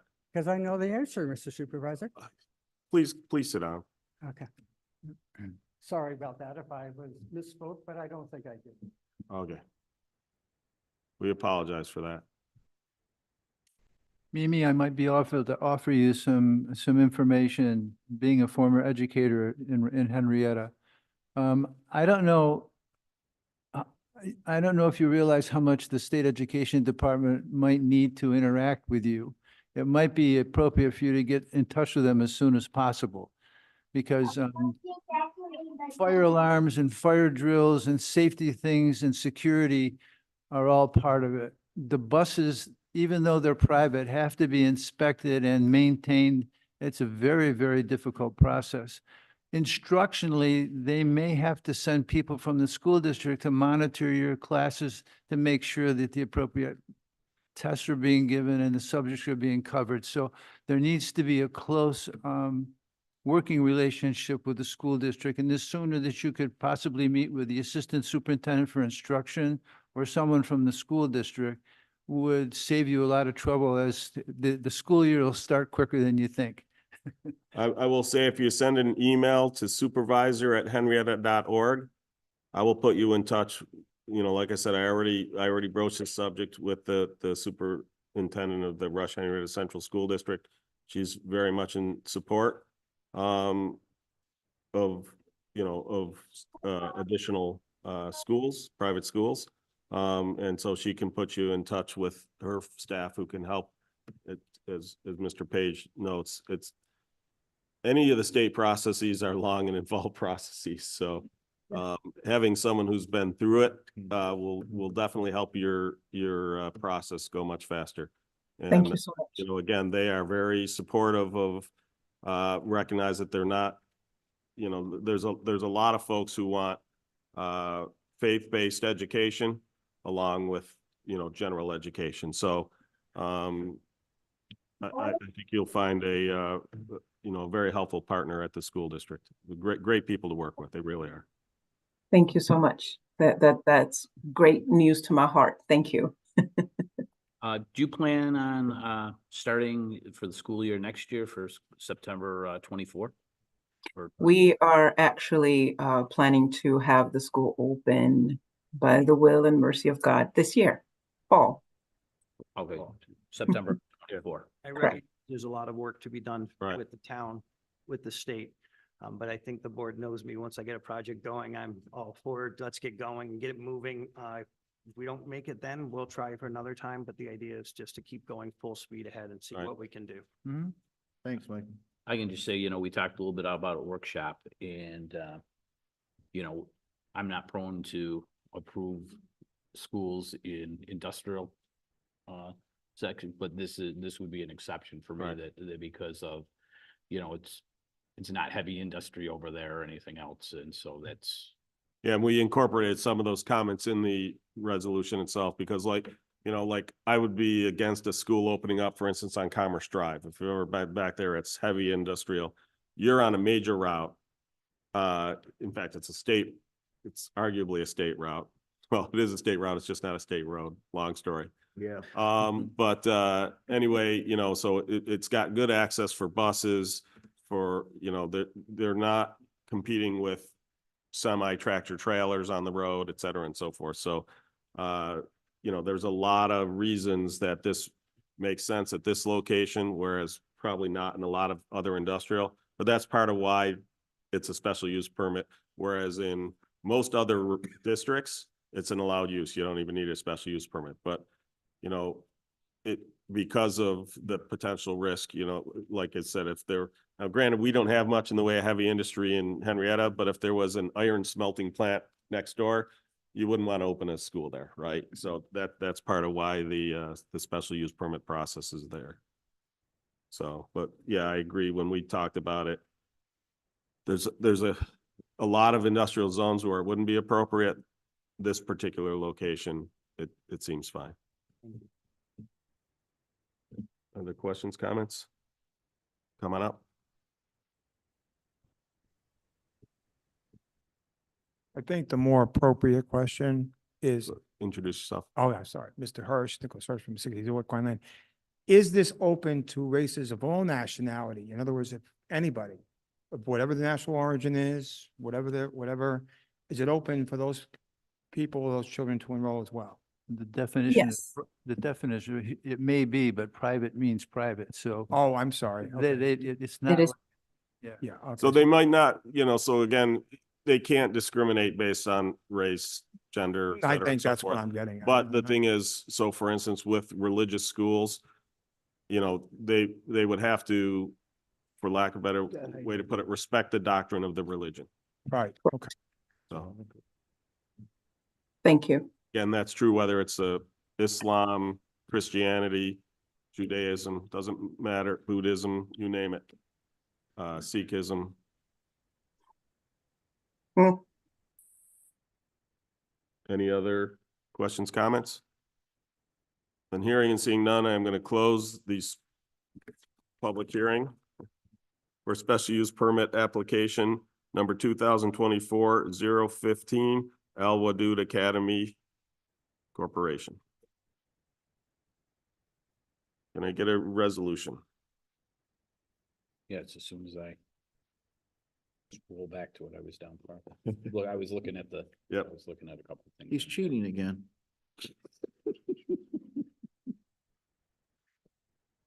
Got it? Yes, I vote to approve or make a motion to approve resolution 10-157, 2024 to approve special use permit number 2024-15 for a private school to be located in an industrial zone district at 250 Thruway Park. Second. So I'm going to read the conditions. Number one, prior to operating the school, the applicant must obtain all necessary government approvals to operate said school, including but not limited to certification from New York State Department of Education. Two, that a bus loop and parental drop-off pickup loop designed to minimize congestion and with sufficient queuing capacity to not spill out onto Thruway Park Drive be included in the site plan, subject to approval by the Director of Engineering and Planning. Three, that a sidewalk be added along Thruway Park Drive at the front of the property so as to facilitate a future connection to the sidewalks and trails from the nearby residential areas of Erie Station Village. Again, subject to approval by the Director of Engineering and Planning. Because it's an existing site, pretty fully developed out, it doesn't come in front of Planning Board. So, and that's the case, it's a administrative approval from Mr. Martin, the Director of Engineering and Planning. And I'd be happy to work with Mr. Martin to Right. get the exact layout that you're looking for. And it can be in addition to the trail system that Erie Station Business Park already has. That would be great. So the other thing I will note, this was in response to somebody else's comment about one of the things that a lot of people don't fully understand about special use permits. Special use permit is associated to the property, not to the school. And so if Al Wadud decides to close or move their location, it's this property that's approved for a school. They could bring in someone else to operate a school there. If Al Wadud wanted to move somewhere else in Henrietta, they would either need to move in a place that doesn't need a special use permit, or if the location that does require a special use permit, they'd have to get a new one. Again, the special use permit is with the property, not with the school. not everybody realizes, so I know you do, but wasn't sure if the folks at Elwood do. Thank you for the What- clarification. Yep, thanks. I just want to make one adjustment. Michael said a resolution 1015, it's 157. Just for the record. That's okay. Yeah, 15 is the special use permit application number, right? 157 is the resolution number. Yep. Yep. You want me to repeat it or what? No, we're all set. Any further questions, comments? Then hearing and seeing none, please call the roll. Councilmember Page, Aye. Councilmember Belanca, Aye. Councilmember Barley, Aye. Councilmember Stafford. Aye. Supervisor Schultz. Aye. Congratulations, and again, if you send me an email at supervisor@henrietta.org, I'll connect you with the folks at the school district who will help you, and Mr. Page might also be willing to give you some additional advice as well, because again, for years, he was an assistant superintendent at the school district, so. Thank you very Thank much. you, thank you, thank you, thank you, thank you, thank you so much. And I pray to see everyone there at our grand opening. We'll be Thank you. there. Sounds good, thank you. Thank you. Next up, we have special use permit application number 2024-016. Ted Hosmer, 1243 Lehigh Station Road, to allow the building to be utilized as migrant worker housing. That should be farm worker housing with a maximum of 6 concurrent documented migrant farm workers. Introduce yourself Excuse me? Oh, and your connection, yes. Steve, you know me. I know, but Ted Hosmer, Hosmer Nursery and Tree Farm, here to get a special permit for 6 people who live in a house. Yep. So again, this is being done under agribusiness, and so that's why it's coming under the clause under industrial that allows for another commercial business, another commercial use not expressly listed in industrial. I will note that as noted on the resolution, that once this is done as farm worker housing as a business use, it can't go back to being a single family residence. So the Isn't it grandfathered in since it was? not, created? once you convert, you lose any grandfather. So you can either keep it as a single family residence, or you can convert it to the farm worker housing, but you can't have it both ways. Really? I didn't realize I was gonna be losing privileges that I have now. Again, that's the way the law works with regards So to then I would have, pre-existing if I wanted non-conforming to revert it back, I would have to get another special permit? or a variance. I know I'd said that to you, and you may have not fully understood the ramifications for that, but Well, I thought, I had a feeling you were trying to get to something, trying to, I'm not trying to get to anything. You want to use it for farm worker housing, agricultural business use. It currently is operating under a pre-existing non-conforming use as a single family residence. 6 individuals, not part of a family, that's not single family use. So they cannot be there under its current use. At most, you could have 3 individuals or a single family. All Well, right now- related. Right now I have 5. So you're currently in violation? And 3 of them are related. That doesn't matter. The way the code defines single family residence, it is 3 individuals, period. Doesn't matter whether they're related or not, or 4 or more individuals who are all related and living in a standard family structure. That's how the code is defined. You can shake your head. That's how it's No, defined. That's the I've legal asked definition. numerous people, and you're the only one I've heard this one from. That's why I question it. It's in our code. It's been this way for years. I don't know who else you're talking to. They're clearly not reading the code. Well, other people who have sat on the board in the past. Okay. Feel free to ask any of the other board members, see if anyone has a difference of opinion. Feel free to ask our town attorney. I would ask for 3 people that are related by blood and 2 extra people that are from the same community that come here, do their shopping together, do the household duties together, do their meals together, live together, shop together, and communicate with their family in a modern way over Zoom. How would that be conceived? As not a single family, that's I'm multifamily. asking them. Oh, okay, go ahead. Ted, this all started years ago with the housing, off-campus housing with RIT. That I was, hate to ask you, I have a bad leg. Can I sit down? of course, You can sit at the table here and just use that microphone. Sorry, Ted, didn't realize.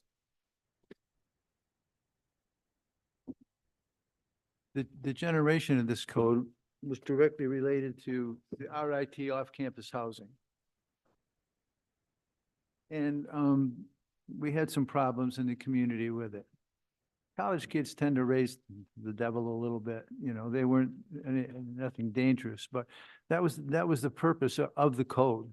And it's been that way for a number of years, at least 8 to 10. Long before, yeah. Before us, Yeah, it was I before got we on. were on the board, so before I was on the board, I believe. I would say it was sometime, Well, it was when, I- it's my first term, so it was 10 to 12 years. yeah, somewhere thereabouts, It's been that way, and well, 2011. I mean, concern with college students, that's not what we are here for. I understand that. But the essence is multifamily. The essence is, It's not multifamily. I mean, well, that's what kicked the code. Okay. Is that we had people running their house out with 7 or 8 college kids, making a fortune, overcharging them, cars parked all over the place. And I'm just telling you what the beginning of the code was for. I know it doesn't fit your particular situation, but we can't set aside the written code that we passed. So, I don't know who told you that was appropriate, but I don't. The only other option you have is to get a use variance, which those are a very tough standard to get. You actually have to show financial hardship. Says you couldn't make money at that use, any other use. Which again, I find it. Those are your options. The special use permit that turns it into a agribusiness. Or you keep it as a single family residence, in which case you can have 3 of those individual living there. I know you believe in your head that 3 being related counts as 1. That's not how it works. That's not how the law is written. I've shared it with you and you wrote back and said, well, that's not how I interpret it. That doesn't matter. It's not just me. It's, other board members that I've talked to in Henrietta. Okay. Did he talk to any of you guys? I can. Okay, so I don't know who these other board members are, but they're not sitting up here. Can you say who they were? There's no need for that. Okay. Okay. The other thing, Ted, the other thing that puts us in a bind is if we let this go, then we could never enforce it with anybody else. Right. We have to treat everybody equally under the law. Being in the business that I'm in, I feel like I'm being singled out for being an agricultural employer. I see white collar workers that have rented houses in Henrietta that don't go through this process. I've seen construction workers that do this. I've seen every other industry. So you're saying that, Get it, but since they're migrants that come across the border, I have to. no. Are I you, didn't know where these people were coming from. right, so are you saying that there's a house here that is full of 5 steel workers? Unrelated steel workers? Oh, yes, it happens quite often. Where? Excuse me? Where? If we see that, then we're gonna, You see storm damage people that come into the region, not only for RG&E, but other municipalities. They put them in houses. so you are allowed I to, have an IT company that brings people in from Europe, and they bought a house for them also. Okay, if we find this location and they're putting more than 3 people in there, they will be cited and shut down. It's not legal. Now, can they do it in an extended stay hotel? Absolutely, that's legal. And that's essentially what you're trying to create here, which again is a business use. And so if you switch to a business use, you lose your pre-existing non-conforming use for the house. You can't go back to then operating as a single family residence and renting it out to, a family. Mr. Hosmer? Can I ask how long you're planning on doing this if you got approved? Quite honestly, with the climate and business right now, it might just be 1 year. So in 1 year, you can come back and reapply for the use that you have right now? Excuse You me? can't, because it's not a legal use in industrial. Industrial expressly, and again, this singling out, Ted, I worked long and hard to find a use by which this could be allowed, because it's spelled out pretty clear in industrial use, no residences, period, none, not allowed. And so then we went and looked and did a lot of research to help you out, because I get it, you're trying to continue the agricultural nature of this town, and that's great. And so we found under New York State Ag and Markets Law that there's this concept for this agribusiness use for migrant housing. Again, it's very akin to the extended stay, which are allowed as other commercial use would be allowed under this thing. So this idea that you were singled out, if anything, you were singled out in the positive. Okay, so don't try to play martyr here, please. And it has nothing to do with that they're individuals from across the board of this town is exceedingly welcoming to immigrants. Okay, so I don't want to hear that argument. Why isn't it called just worker housing then? Because under Ag and Markets Law, they have a thick clause in there expressly called farm worker housing. So that is the clause under which we have. There is no clause for business use called worker housing. It's not there that I could find. Well, if you have, people come from Europe and work here. I don't see where they have to go through the same process. Because if they live in a house, and I used to have a neighbor who was living here temporarily from Europe, and he was renting the house. It wasn't 5 people renting the house. It was him and one other person. That's why he didn't have to go through it, because that qualifies as a single family. If you were only to put 3 people in here, we wouldn't be here talking today. You could have 3 of those individuals in that house under the single family pre-existing non-conforming use. It's when you want to go to 5 or 6, that's where we have the problem. Okay, that is not allowed under that pre-existing non-conforming use. So the only other use we have is this agribusiness use for And I don't have a migrant problem farm getting worker a housing. special permit. The issue I have is that I lose my rights that I have right now by having to go through this process. Now, It's if a choice next you have to year, make. If I do close the farm and the nursery, and I have to pay taxes on this property, how do I make that work? You convert it to a business. There's a ton of houses up and down East Henrietta Road that were former houses that are now businesses. That's the answer. It happens all the time. So if you want to think about this, we can table this to the next meeting. But again, the way the law works with regards to pre-existing non-conforming uses is once you stop that pre-existing non-conforming use, you lose that right to keep the pre-existing going. You can't go back to it unless you get, again, a variance. Otherwise, you would have to convert that property to some other use that is legal within the industrial zone. It seems like you're forcing people to skirt the law. We're not forcing people to skirt the law. We're following the law. If you choose to skirt the law, there are ramifications for that. That's the way the law works.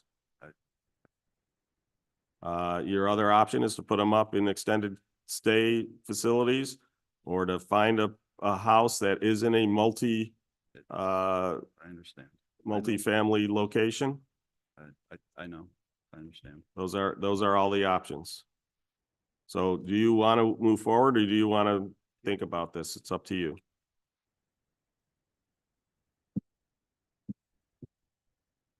We've got another, if you, oh, I should be careful. Is this the last one? I really wish I would have known that. I was Yeah. gonna lose the, Well, like I said, I know I've had this discussion before. I suspect you were stuck on the,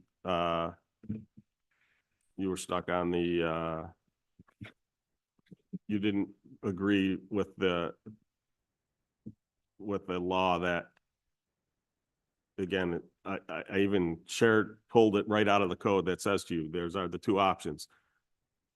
3 individuals or 4 or more who are all related and living together in a traditional family structure. Those are the 2 options for what's considered single family. I know you want to interpret it differently. That's not how the law is written.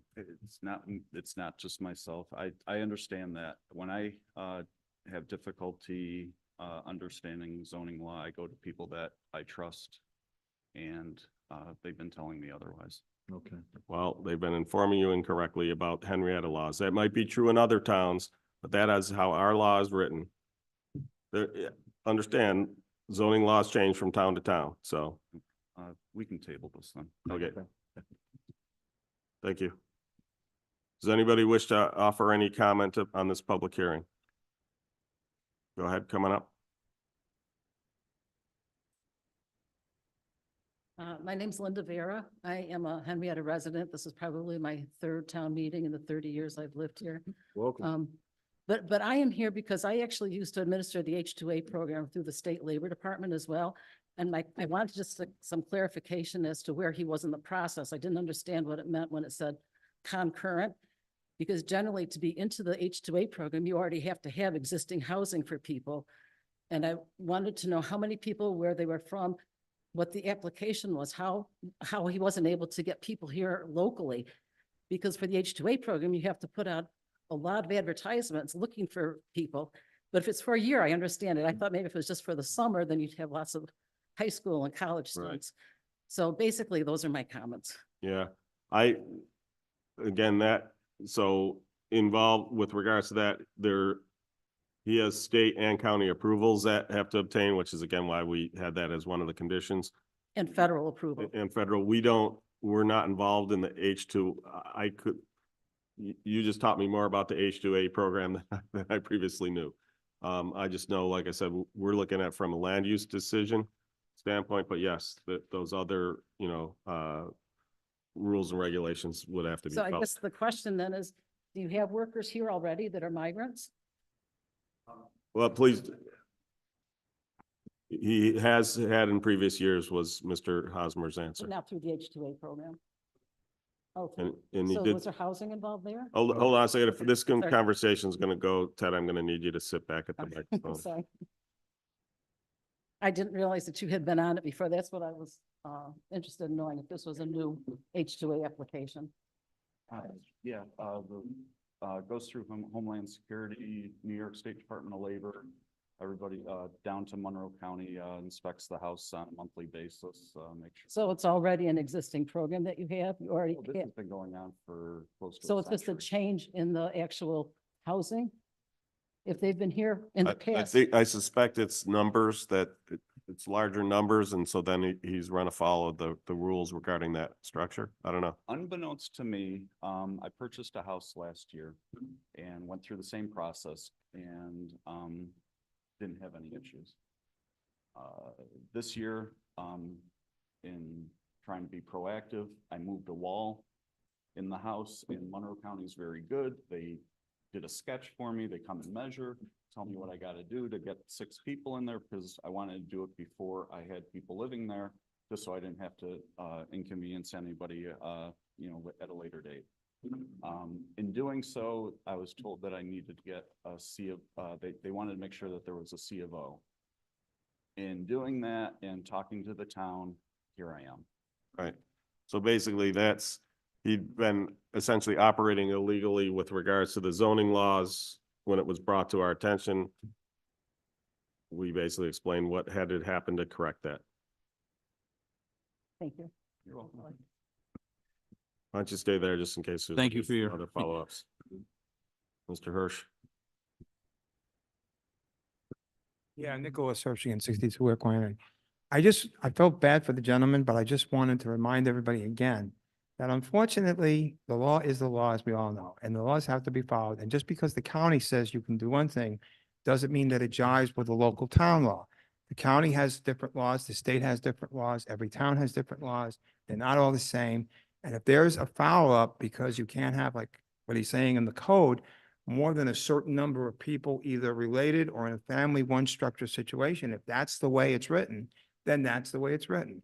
And none of these board members can seriously like approve something like that because they, like Mr. Page said, I do agree with him there, that if they did that, they'd be opening up Pandora's box to allow other people to do the same thing and it would run amok. And you can't do it. If that's what the law, if that's where it stands and that's the way it stands. The only thing that maybe could be done, and I don't know, it'd be up to you, is to maybe request that they enact maybe a different law to amend the law. That could be suggested, but whether they do that or not is entirely up to them. But the way it stands, that's the way it is, that's the way it reads, and it has to be followed. Am I right, gentlemen? Correct. Yeah, so basically, although again, well, I guess the only way it would work where you could keep the pre-existing well, I'm not even sure if that's the case. I don't know how you could write that law that makes it a single family for migrant housing. Again, that once you convert it to migrant housing or farm worker housing or whatever you want to call it, if we allowed something that basically said that's allowed in this particular use, then you lose that pre-existing non-conforming because again, it doesn't meet the definition of a single family, and it would be I don't see how it would be appropriate to say a single family can include any number of unrelated individuals as long as they're agricultural workers. That doesn't work with regards to the housing. So we could certainly add as a use the farm worker housing, but again, the instant you do that, you lose your pre-existing non-conforming use. Come back Yeah, up. I can understand the gentleman's concern about, putting numerous people in a house, around RIT. This program is nothing like that. I understand that, but the law is the law. Well, I think that the town has to get with the times because in the last 30 years, things have changed so much and it's changing even quicker that more workers America can't fill the jobs that need to be filled. I'm seeing in every sector, So we are with the times and we are allowing it as a use. You just don't want to take it because then you lose your single family home. traditional family. That's your definition. This is not a traditional family. But it's in the code. It's in the zoning code, traditional family, and that's so out of date. Okay, fine. But the you point is, pick whether you get rid of picked a the, term that said agricultural workers. That was back in 1994. That term was in. it's still in the state law. Sure, it will be because nobody wants to change it. Right. So as I said, I understand your sensitivity, but because we're addressing a particular portion of Ag and Markets law, we have to use the language that's in Ag and Markets law. We had an individual who had a problem with the term character of neighborhood. Well, that's a definition under seeker law. So you have to use that term if you're going to object to something under character of neighborhood. And I get the sensitivity to it, right? Because, oh, by the way, that was used in redlining and other racist actions to try to keep undesirables out because it's going to ruin the character of the neighborhood. I get it. I understand the sensitivity to it. But the laws are written until they update the laws. We have to use the terms in those laws or else you're not under the Ag and Markets law. So again, all this aside, can we get rid of the term traditional family structure? Sure. The point is, it would still be four or more individuals all related. These individuals are not all related. And that's because of the RIT situation with No. housing? That's the definition. We had to come up with a definition of single family. Because some neighborhoods allow single family residents and others allow multifamily. Well, anyway, this conversation's gone on quite long. My understanding is you wish to table it. So unless you've changed your mind, No, I'm gonna tabling close this, pub- what's that? because I'm He's gonna good with be tabling tabling this. okay. You know, I can understand your issue with people around. Actually, I'm just gonna close the public hearing if he comes back for another one, we can have it then. So, I see you want to cut me off. Thank you. no, we got two people raising their hand. Larry Neal, 14 Mertensia. Steve, I'm just trying to make sure that I'm keeping ahead of this thing here. Has he kind of like jumped the gun a little bit on what's So is he's the been. normal procedure on this? So again, what happened was he has had a house that had been being used as a single family residence. He bought it. He brought in some migrant farm workers. Basically, then when he wanted to add a sixth, he had to get the Department of Health had to come in and say, okay, here's what you need to do. To do that, you need to go get a building permit from the town. When he came into the town for a building permit to add a sixth resident to this house, we said, time out. No, okay.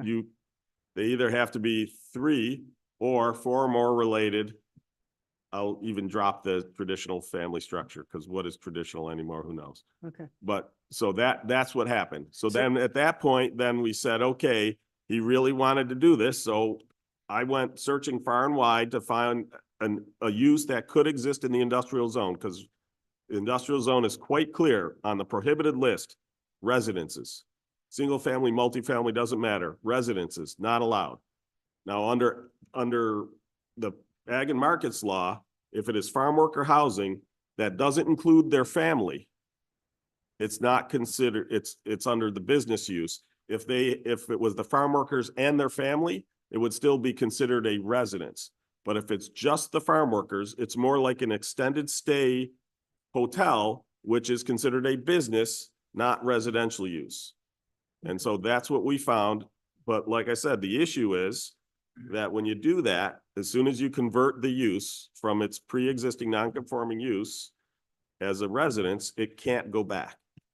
That's that's actually state law, not us. Thank So you. So we're going to table here. we're gonna table And here he's going to come back if he wants to. if he wants At the to. next meeting, is that? I don't know. It'll Oh, be, oh, if it'll he be wants to. advertised. Okay. Yeah. 2 quick questions. Did all these people go through an H2 already? They are all documented if that's your question. It's a very in-depth process, that, Homeland Security interviews them.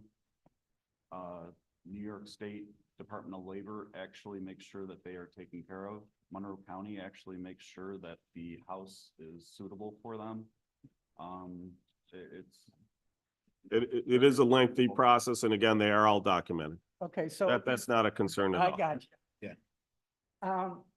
So if there's some reason this falls apart, they go someplace else, No, if at any time I'm not happy with how they're working or what they are doing, I can request that they go back. It's so unsimilar to what happens at RIT. It's unfortunate. These men don't drink, they don't smoke, they go to church, they're doing what Americans used to. okay. Thank you. I need to talk to you about my comment here, to straighten Sure. the situation now. Let's do that after the meeting. That's okay. Thank you for it. I promise this will be very. The only suggestion I would have, since you mentioned it, is maybe if the board would consider possibly amending that, possibly, I'm not saying you will, I'm not saying you won't.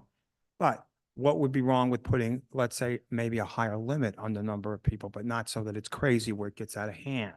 If it's a question of maybe one more person or two, I'm saying make it maybe more up to, a little bit more recent so that, because things have changed. And with regards to that, just so the gentleman knows, but most people don't realize, do you know that New York State law is, there's a law that says you can't bowl on Sundays. It goes all the way back to 1930 because people used to go to church, but that's still on the Can't books. what? Blue laws have actually been You can't what? removed. Bowl on Sundays, but I don't think that one was repealed yet. They still Yeah. have not done it. But yeah, there are laws that are not There enforced. was something that just passed that basically said any of the blue laws. Oh, was it really? Because are I not didn't hear applicable, that yeah. on the news, but So yeah. one of the things I will say is in 2017, when I was first campaigning, I made a comment at some or other, I don't even know where it was, that I thought it was silly that the number is a hard 3. Because if you have a 4-bedroom house, could it be 4? And if you have a 2-bedroom house, should it be 2? The uproar that created was insane. From all I had to Who go. was it? Who I was had to essentially go on an apology tour to explain, I was just commenting, I wasn't saying I was going to change the law. I was just commenting that I find it strange that the number is 3 regardless of the size of the home. So believe me, there would be a very large crowd here. Oh, you're talking objecting about to- residents that were Yes. complaining about the Yep, whole who would- uproar, about the number of people they're gonna bring in and Yep. da, da, da, da, da. and Yep. The whole attitude, ruin the character of the neighborhoods and so on and so on and so. Yeah. So Residents that were opposed to raising the number. raising. the I number from understand. 3. Yep. So, Well, I think that maybe raising it just 1, I don't think that that would, but that doesn't help him. He wants to get to 6. well, how many are you at now? Again, the law currently says 3. 3. So So you're double. about 3 more over that. Yep. Okay. Yeah, that'd be tough. Yep. Okay. Thank you. So again, we're going to table this special use permit. So I'm going to close the public hearing. Just let us know, Becky, when would he have to let us know in order to have time to advertise? We're talking about for the next meeting. Yeah. For any meeting, like how many days prior to the meeting do we have to know? Well, the legal notice requirement is 5 days, but give me another 3 days on top of that for, So Monday before the meeting? Tuesday? In other words, I should say that the Monday, the week before the meeting? and then we should be able to get it in on, Or do you want it the Friday? do the Friday before. Yeah, Okay, like well, you know what I mean? yep. Not the So, Friday before, the 2 Fridays before. right. Okay, Ted, so if you want to be back on for the next, just let us know that. If I can ask. Yep. I got on the website, Henrietta website, going through the code and whatnot. I came up with some zoning for industrial use. It mentioned boarding house. And when, As prohibited, yeah, pardon me? as prohibited. No, it actually said it was allowed in mixed use something or other. I went to. Mixed the- use overlay district, one doesn't exist there. There's no mixed use overlay district where you're at. There are some other locations. If you want to find where you could have the 6 or more, I'm happy to go over, but I might as well just buy a house in another town, you know? It's Okay. it's unfortunate. okay. East Henrietta Road is mixed use overlay. Right. Yeah, you can. There's a number of places in town that is the case. Your location is just not one of them. Okay. I'm not familiar with politics. I apologize. Okay, this isn't politics. It's- Or, yeah, Just code. Right. excuse me. No problem. Once again. Again, if you want to look at alternatives, I'm happy to help you. Again, I want to help you. I've just got to do within the confines of the law. It's getting more difficult. I truly. Okay, Wish things were different. Thank you. thank you. So I'm going to close the public hearing for special use permit application number 2024-016.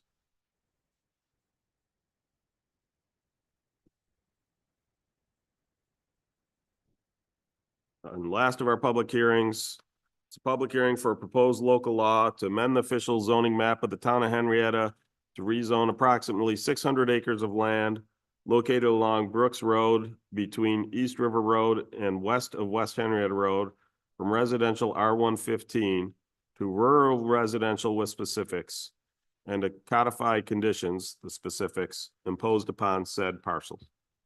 Anybody wish to speak about this application or proposed local law?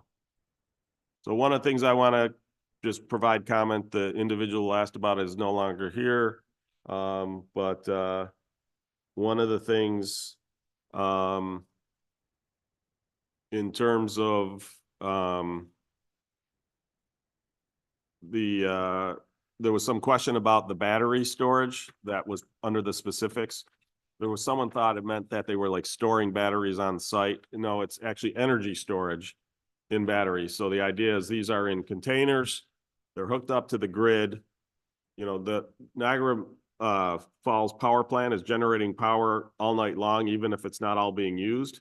And so the idea is it pulls that power down at night, stores it in batteries, and then puts it back on the grid during the daytime. What that does is provide additional capacity to the grid without the necessity of building new power plants. So that's the idea of that particular use. It's a way to, again, make use of the power plants that are already currently operating to provide more power to the grid without having to build additional power plants. So just wanted to, because there seemed to be some confusion as to what that battery storage meant. It's power storage in batteries. Any other questions, comments? There did seem to be some confusion last time also on, on this whole proposal, that this would actually reduce the number of.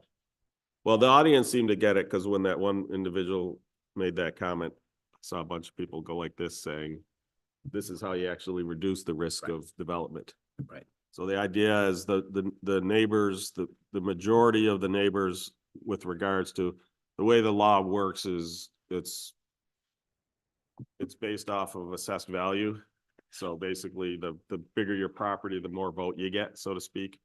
But the majority of the residents did do agree with the rezone because they want to protect the agricultural nature of that road. They don't think the road is safe to have significant development on it.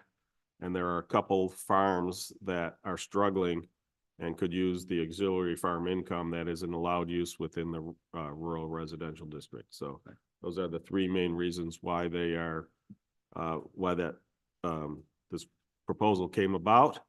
And then at the very end where the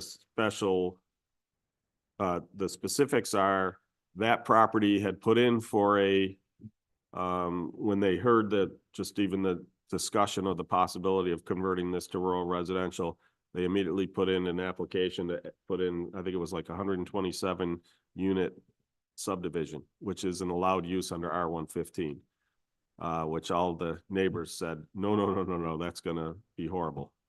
And so to get them to back off of that, because if we don't include them in the rezone, then they could still do that in the future. To get them to back off of it, that's why we added the specifics for that parcel.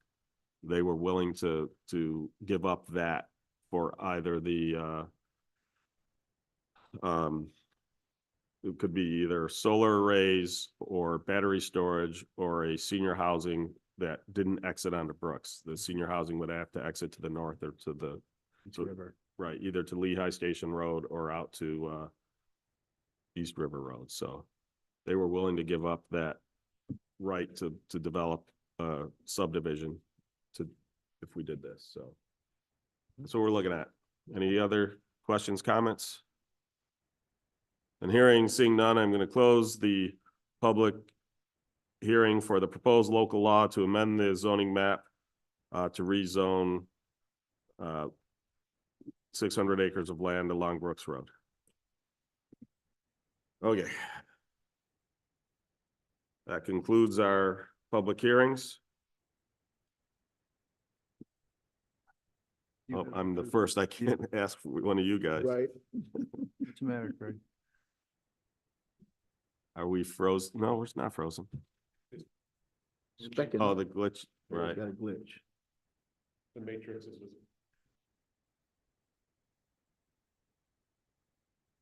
Larry, if you want to get going and want to just talk some other night, let's do that. Or today.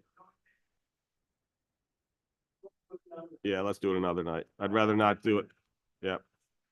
We still got all of our resolutions to go.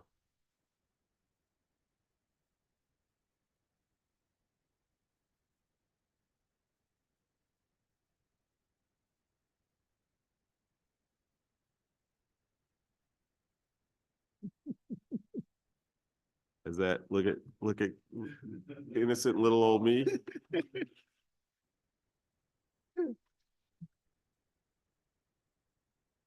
You really ought to check before you come up to the podium, please. Oh, geez. You get one. Okay. Fellow board members, I have resolution 10-159, 2024 to approve and or ratify the following agreements. Second. Any discussion, comments? Hearing and seeing none, please call the roll. Councilmember Page, Aye. Councilmember Belanca, Aye. Councilmember Barley, Aye. Councilmember Stafford, Aye. Supervisor Schultz. Aye. Mr. Supervisor and fellow board members, I have resolution number 10-160, 2024 to authorize bills payable and associated contracts or agreements. Second. Second.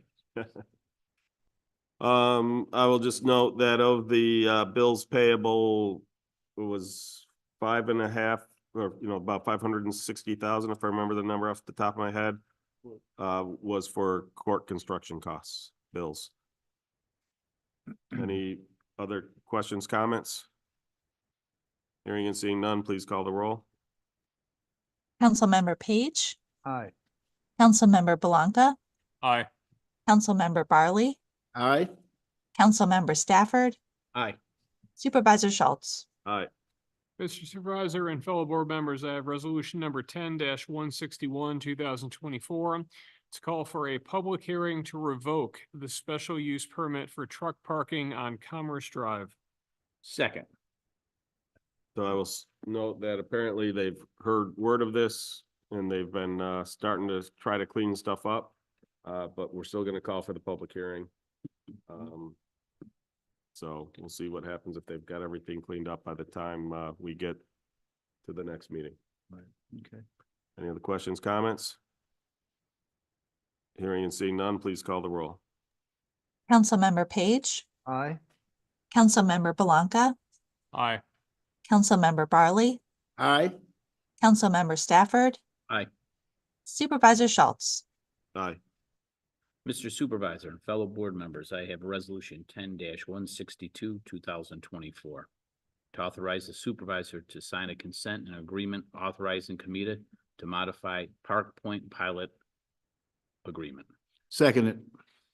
So, again, what this is about, RIT is looking to purchase a Barnes and Noble bookstore, which ceased operation a few years ago.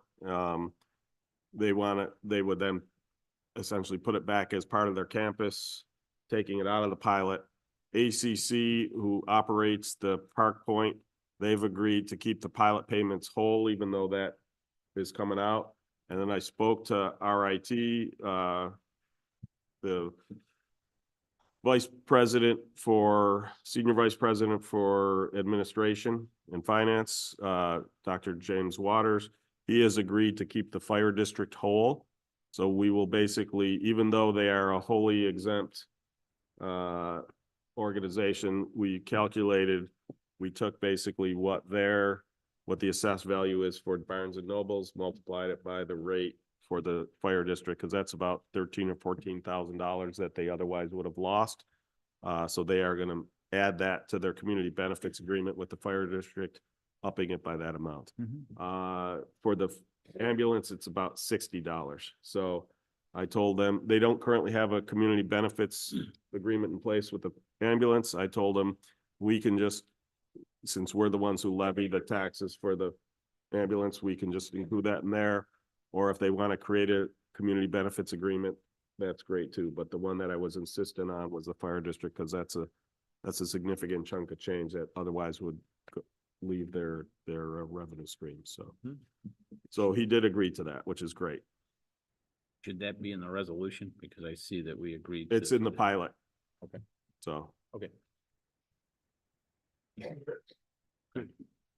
Any other questions, comments? I think you emailed us how the public sewer comes into play on this particular. Yeah, so that's actually a little bit later on. So then Okay. one of the things our director of engineering and planning realized, now that it's two separate parcels, it has to be, the one portion has to be a public sewer because you can't have a private sewer serving two different parcels unless they're owned by the same Right. folks. So that's what we have later in. Well, the- thanks for sending that email and explaining it. Yep. It's perfect. Any other questions, comments about the pilot agreement? And I did fill Andy in today at lunch about that, so. Andy Whitmore, who's the assistant superintendent from the school district. Finance. For finance, correct. Thank you. Okay, hearing and seeing no further comments, please call the roll. Councilmember Page, Aye. Councilmember Belanca, Aye. Councilmember Barley, Aye. Councilmember Stafford. Aye. Supervisor Schultz. Aye. Supervisor Schultz and fellow board members, I have resolution 10-163, 2024 to award the electrical trade portion of the 2024 Spray Park Masonry Building bid project and authorize advertisements for rebid for the remaining portions of this project. Second. So unfortunately, we did not get a whole lot of responses. In talking to the companies, we learned that another major project, a much, much larger project came out at the same time, and they were all busy responding to that. Right. Fortunately, the electrical folks had already done a bunch of the works because they had helped us put together a quote for a what do you call it? Call a conduit? No. So completely unrelated. Thank you. Grant for Make Ready for, so they were fairly familiar with the area, I guess. I don't know. But anyway, they got their stuff in. But unfortunately, the other trades did not. So, so like I said, our plan is to just go back out to bid for the other portions of the trades. Perfect. Any other questions, comments? Hearing and seeing none, please call the roll. Councilmember Page, Aye. Councilmember Belanca, Aye. Councilmember Barley, Aye. Councilmember Stafford. Aye. Supervisor Schultz. Aye. Fellow board members, I have resolution 10-164, 2024 to authorize the upgrade to a camera controlled traffic light at the entrance to town hall. Second. So basically, we're repaving the entrances here. For just these two alone would be about $11,000 to put the induction loops back in the road for the current systems. I spoke to Monroe County DOT. They agreed to upgrade the one at Highland. We'll upgrade the one at the town hall entrance. That will save $11,000. And then down the road, we won't have to replace the one at Veterans Memorial, which will, so all told, we'll have saved $16,000, which is the vast majority of the cost of $19,540, which is what it would cost to put in the camera controlled traffic lights. So That's great. Great job. very, very happy. I will say the Monroe County DOT are great partners in this. So it will also help down the road with regards to things like our Memorial Day parade, because from the Traffic Operations Center, they can set it up so that it only has the left arrow for eastbound and the green arrow, right arrow for southbound, so that during the parade, the lights show what you have to do. Right. So that's one of the other advantages to this camera control. Any other questions, comments?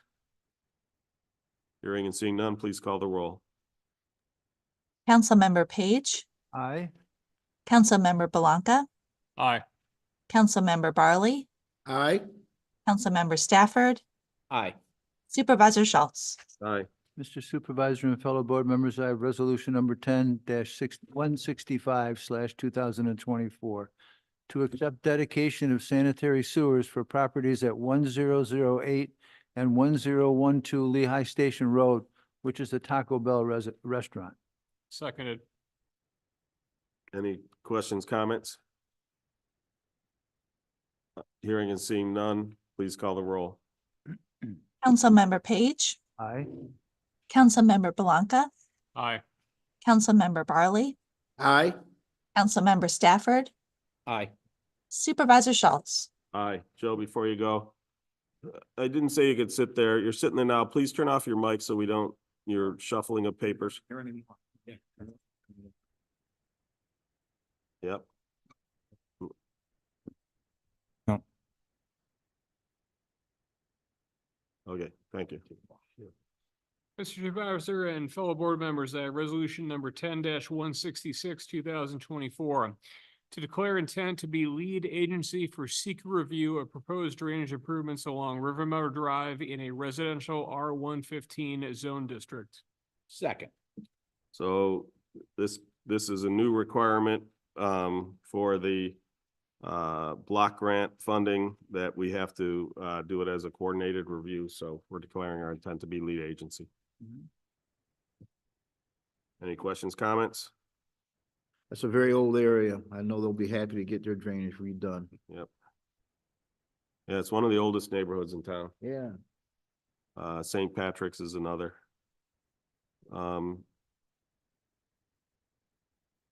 Okay, hearing and seeing no further comment, please call the roll. Councilmember Page, Aye. Councilmember Blanca, Aye. Councilmember Barley, Aye. Councilmember Stafford, Aye. Supervisor Schultz. Aye. Mr. Supervisor and fellow board members, I have resolution 10-167/2024 to authorize the purchase of one new 2023 Chevrolet 6500 HD 4x4 regular cab dump truck. Seconded. Any questions, comments? Hearing and seeing none, please call the roll. Councilmember Page, Aye. Councilmember Blanca, Aye. Councilmember Barley, Aye. Councilmember Stafford, Aye. Supervisor Schultz. Aye. Supervisor Schultz and fellow board members, I have resolution 10-168, 2024 to authorize the supervisor of highways to install a no parking sign on Walman Drive. Second. So it was brought to the attention because of people flying around the corner. When people park in this area, it makes it dangerous for folks coming westbound on Wallman.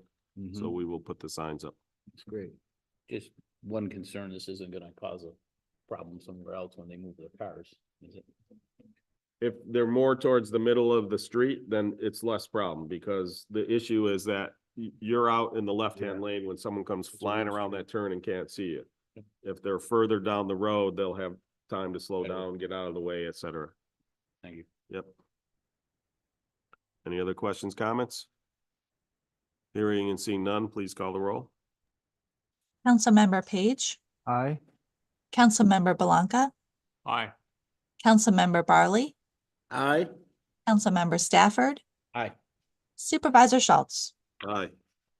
Fellow board members, I have resolution 10-169, 2024 to return interest earned in 2023 from the general capital project fund to the general fund.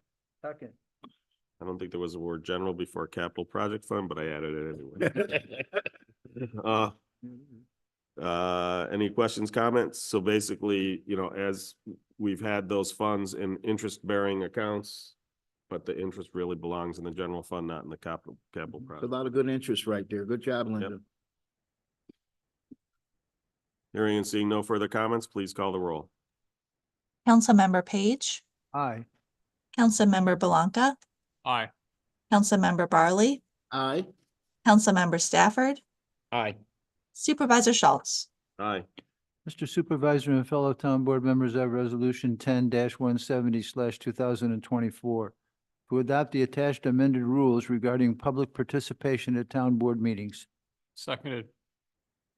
Any questions or comments? Yeah, coming up here. What exactly is being amended? Just fully clarifying that when it talks about, excessive comments and such, and going on and on, that does include across multiple meetings. Where is this amendment listed, or what part of the town code is being amended? Can you give me the section? No part of town code. It's the points of order for public participation. Does that go according to Robert's rules? It's basically, if you read, it's the rules of public participation in the town board. According to New York State law, residents do not have a right to speak at public meetings under open meetings law. They have a right to hear and observe, with the exception during public hearings, they have a right to speak. At other times, they can be granted the right to speak as long as the town maintains a published points of order with regards to, so that's what this is. Is there a section of law that you're referring to? Because a minute ago you said New York State law. So what section of law are we referring to? Open meetings law. Okay, I've looked at the open meetings law. There's nothing in the open meetings law that says anything about that. Sure there isn't. Okay. I'll look again. I'll look Okay. again. You know, Is there Aaron, any, Dan? There is nothing in the open meetings law that gives the public the right to speak. Right. but there's nothing that Therefore, says that the it courts doesn't, have is there? interpreted Don't mind my That- asking. It was case law. Let him finish. That the public does not have a right to speak other than during the, a public, Right. required to be a public hearing under state law. Do you know which section of the open meeting law that's actually under? Because there are several. So again, it is the state publishes, essentially, these are hearings that have been adjudicated, part of case law. It's usually from the state comptroller, is it? Or where is it? There should be a It's Department subdivision of section. State. Let him Sorry, speak, sorry, please. sorry, I'm sorry. Department of State advisory opinions. Department of State uh, Advisory, from, thank you. um, But is on there- the open meetings law. But is there actually anything in the actual RML itself that refers to this particular thing? So again, in open meeting law, it grants no right to speak. And so someone raised the question as to whether people have the right to speak.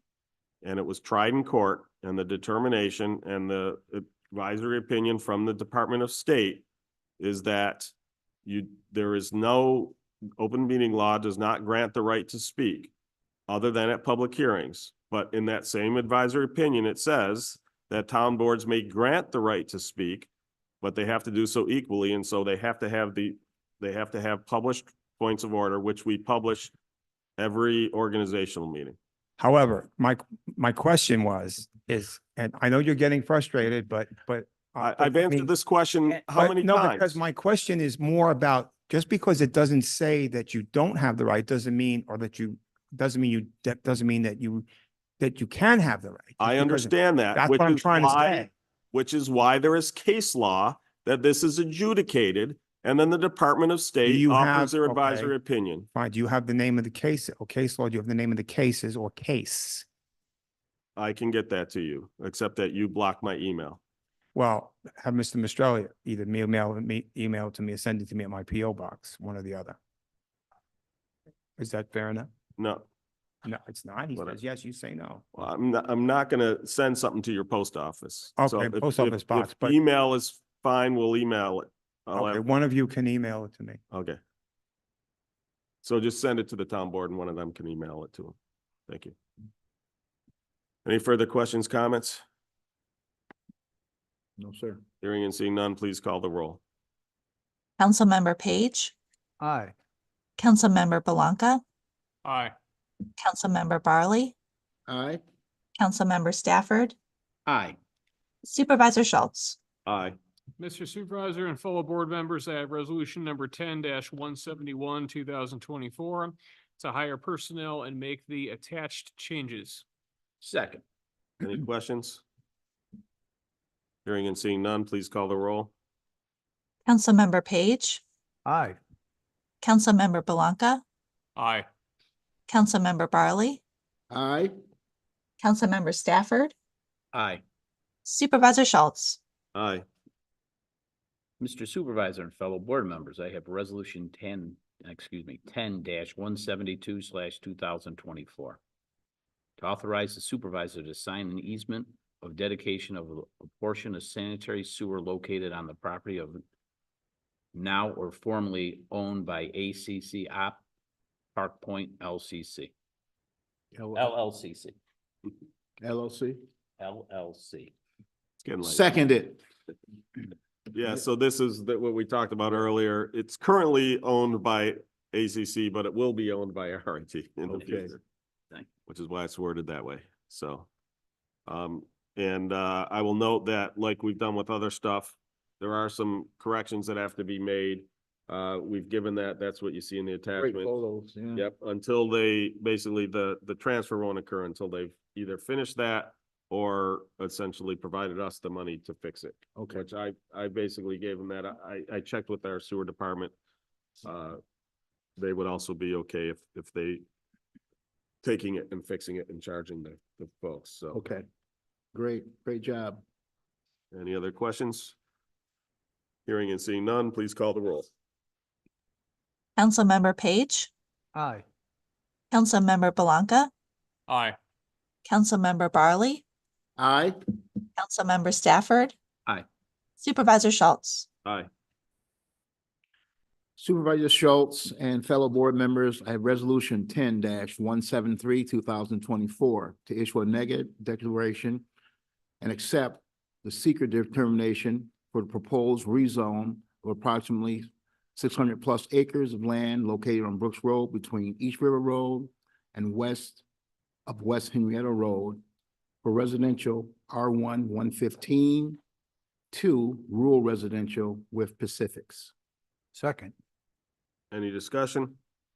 So again, this is the secret determination, thanks to Chris Martin, our Director of Engineering and Planning, for all of his work on this, as well as all the other individuals who put in effort to go through all the seeker determination.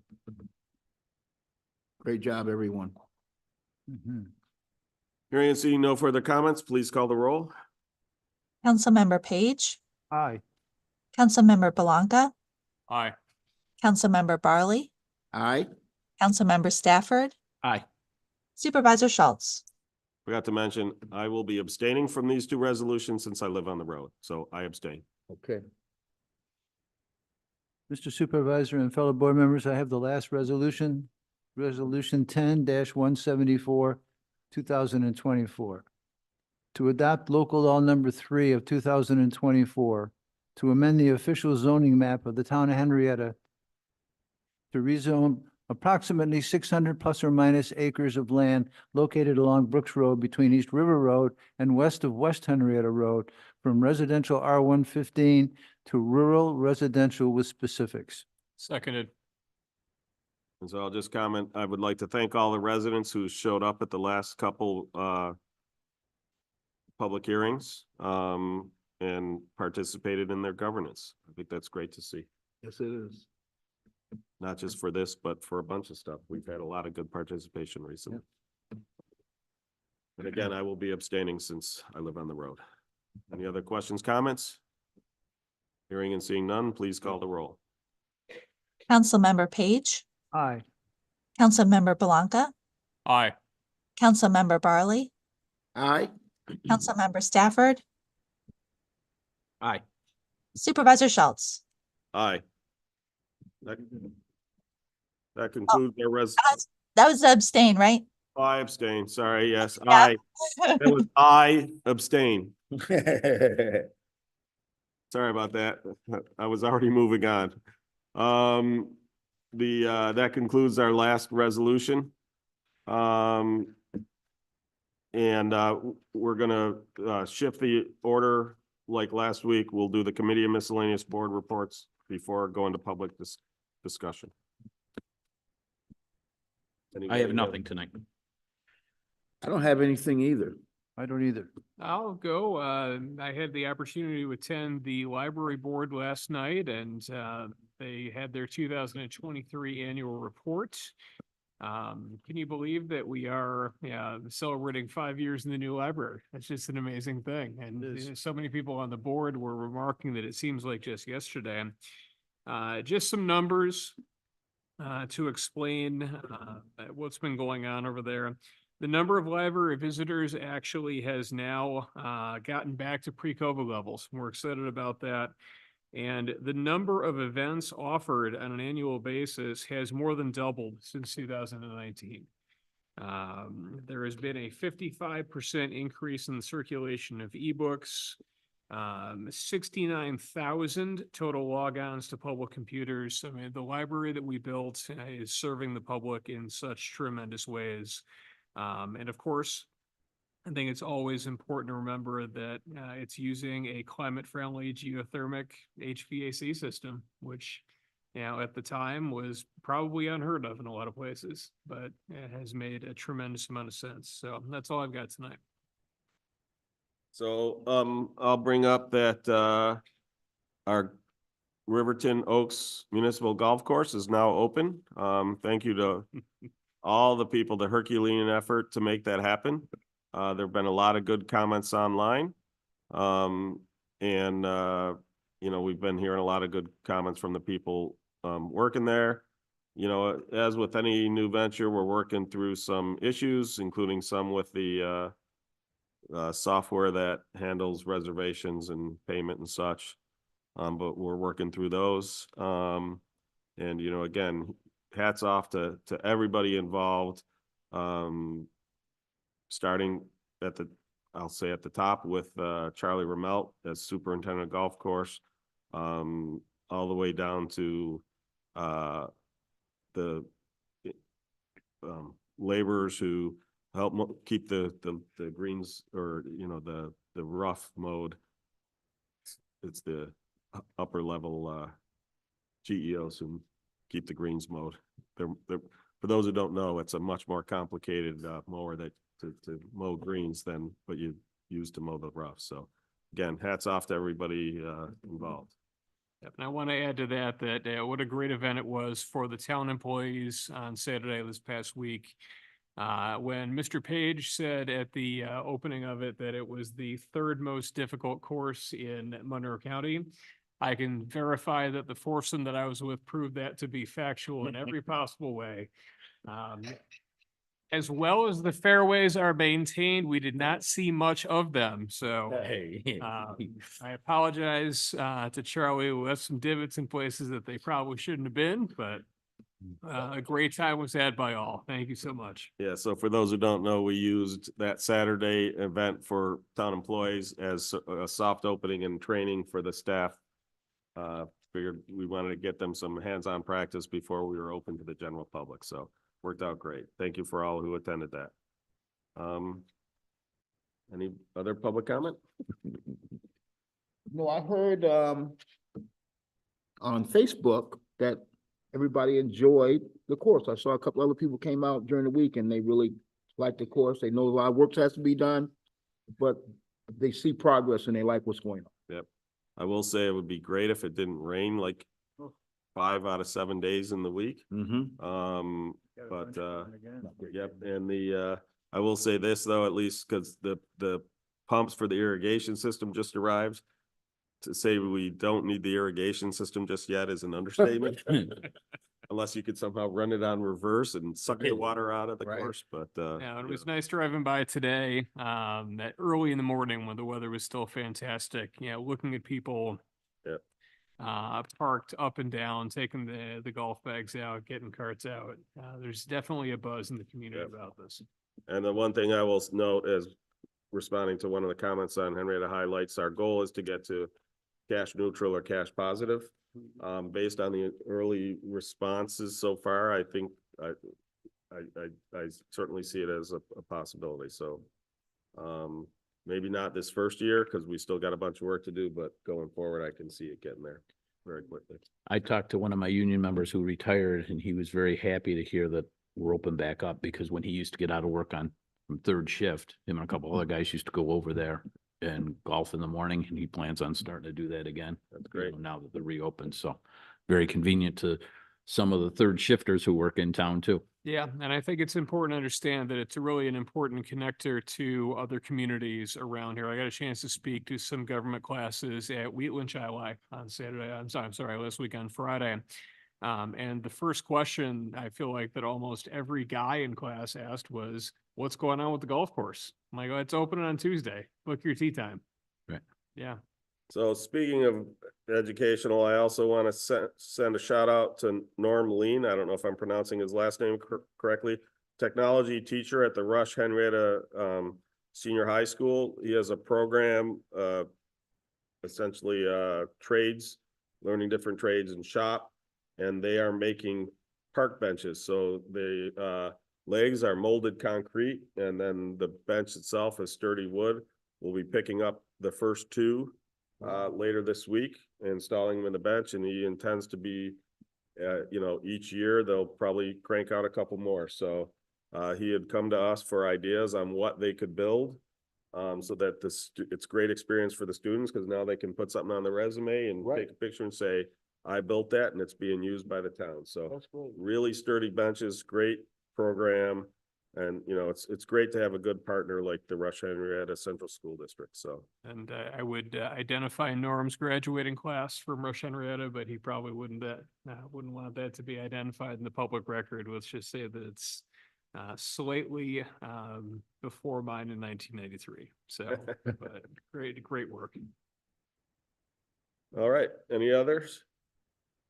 Then we're gonna switch, we'll go to additional comments from the public, but before we do, I am going to recuse myself. And I'm gonna hand the gavel over to Mr. Page as the senior most member of the town board, and I mean that in terms of technically serving the longest, not necessarily a comment on his calendar age. Two for two. I know. Yeah. So, and I'm doing this because, hopefully you seem to have a conflict, Mr. Hirsch. When I say you, seem to have a conflict with what I say. So hoping that maybe if I'm not here, you'll have less objections. So. Enjoy your evening. Thank you. You too. I'll be watching online. Can I join?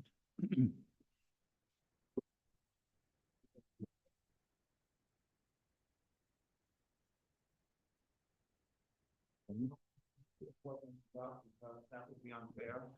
It would be discriminatory to use it all. Becky, We don't have time to read them right now. Yeah. I'm sorry. It's not a problem. Yes, what Mr. Hirsch has handed out, do you want a copy of this or do you have a copy? I have that already. I did scan it. It's also in OneDrive there for you. But I do have that. Thank you. All right, thanks. Mr. Hirsch, before you get started with your presentation, I'd like to engage you with a conversation first. In reading some of the materials that you've handed out in the past, I was trying to search for, what is it that Mr. Hirsch is looking for? And I think I've found three things that will sum it up. The first thing that I discovered was that I didn't discover, it was pretty evident that you're not pleased with your assessment on your home. Forget what the year is. I know you talk a lot about 2022. Okay, so you agree with that? In part, yeah. Okay. In part, yes. 2022 was the model of them all. I understand. But Mr. Hirsch, could you turn on that microphone? We're unable to hear you online. Down the bottom. Yep, there you go. Yeah. I'm sorry about that. Yeah. That was the major thing that set it all off, because you've got to keep in mind that you have the tables I gave you, and incidentally, just I the understand. assessments went up every year steadily from 2016 to that time, with the exception of 3 years where it remained the same. In those 3 years, they remained the same. The taxes were not affected. They got very little. It was only a matter of, but for the other ones, Okay, yes, and for that one, yes, the 2022 one was the main. I understand that, but generally you're not pleased with your assessment, okay? Let's just leave it with that, all right, to start with, okay? Somewhat, but I wouldn't exactly put it exactly that way. Mr. Hirsch, Yes, go ahead, Mr. I'm Barley. not pleased with my assessments either. I'm glad to hear that. Okay. So let me just start with, when the assessment doesn't come out the way that the owner thinks it should. I'm talking generally, I know okay? what the process is, if that's what you're gonna. I know, I've I been know what through the it. process Yeah. is. I'm sorry. And so what happens is the process is taken out of our hands. The town board, the supervisor, and the assessor has no ability to change the assessment. Secondly, the process can be Board of Assessment Review. It can be small business claims. You mean soft claims adjust? What did soft I meant to say, adjustment small SCAR. claims. And it could be Article 78 with small claims. Okay? The third thing that I noticed in your writings were, and correct me if I'm wrong, I'm not saying I'm right, okay? I thought I read where, in addition to that, you claimed that you thought you should be compensated for the pain and suffering or the work. Was it 250,000 or was it more? Well, There was a can number, I right? explain, let me explain that just so that everybody understands. I'm not a jury, so I cannot enter what a judgment would be worth if it's not a sum certain, what we call a sum certain. A sum certain would be like copying expenses or legal fees. Those are certain absolute certain things that you incur. Very similar to what the town had to pay out on the Planned Parenthood lawsuit for the legal fees, which was $20,000 in costs. Okay? What are you saying no for, Mr. Stafford? It's in the article. That's what was paid out. See, And if you this have is- any doubt about that, then read the article. It's my understanding that was legal fee, that was our legal fees. No, well, that's not what the article says. What are? And we have the article here. Okay, well, my understanding was $20,000 was our legal fees, but that has nothing to do with But this. the so point let's is, stay to- regardless, the point is, I have to put in a number when it comes to any type of, let's say, this is a personal injury case, which Mr. Mistrelli should be well aware of what that means. This is basically anything that deals with a legal right, civil right, taxes, it's all listed.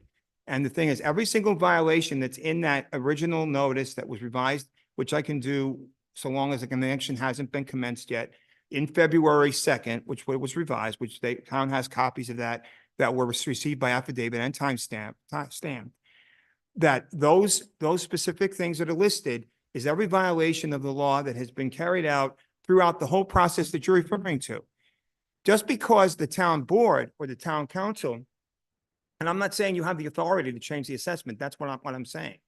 But what I am saying is that the town council does have the authority, however, okay, which is one of the things I'm going to bring up with what's in this packet tonight, okay, about this whole argument, about the fact that the state is the ones that oversee this. No, it's not true. We have Mr. McGovern right here in response to Ms. Stafford's comment to call McGovern. I'm going to interrupt. Could you just please tell me, what does the town council have the authority to do? Because you guys- you you- go on tangentially Oh, I'm sorry, I'm about, trying not I've to. talked to this person and read this and done this. Okay. What does the town council have the authority to do? According to the law that talks about town supervisors and what the role is in town councils, which is in, I forget what section it is, Mr. Mistrella could probably find it. I don't have it in front of me. We don't care Well, discussion. but anyway, the point is, you people have the authority. For any town employee, New York is an at-will state. That's listed right on the Department of Labor. Not answer, just tell me, what are you asking What, us to okay, do? wait a minute. First you're asking me, what do I think the authority is? Then you're asking me, what do you want me? Which question is? I can only answer one question at a time. Then answer that. Answer All right, then whichever let me one you answer want both to. questions. Please Can I do answer that? them because you keep bringing in All right, things. one at a time. One at a time.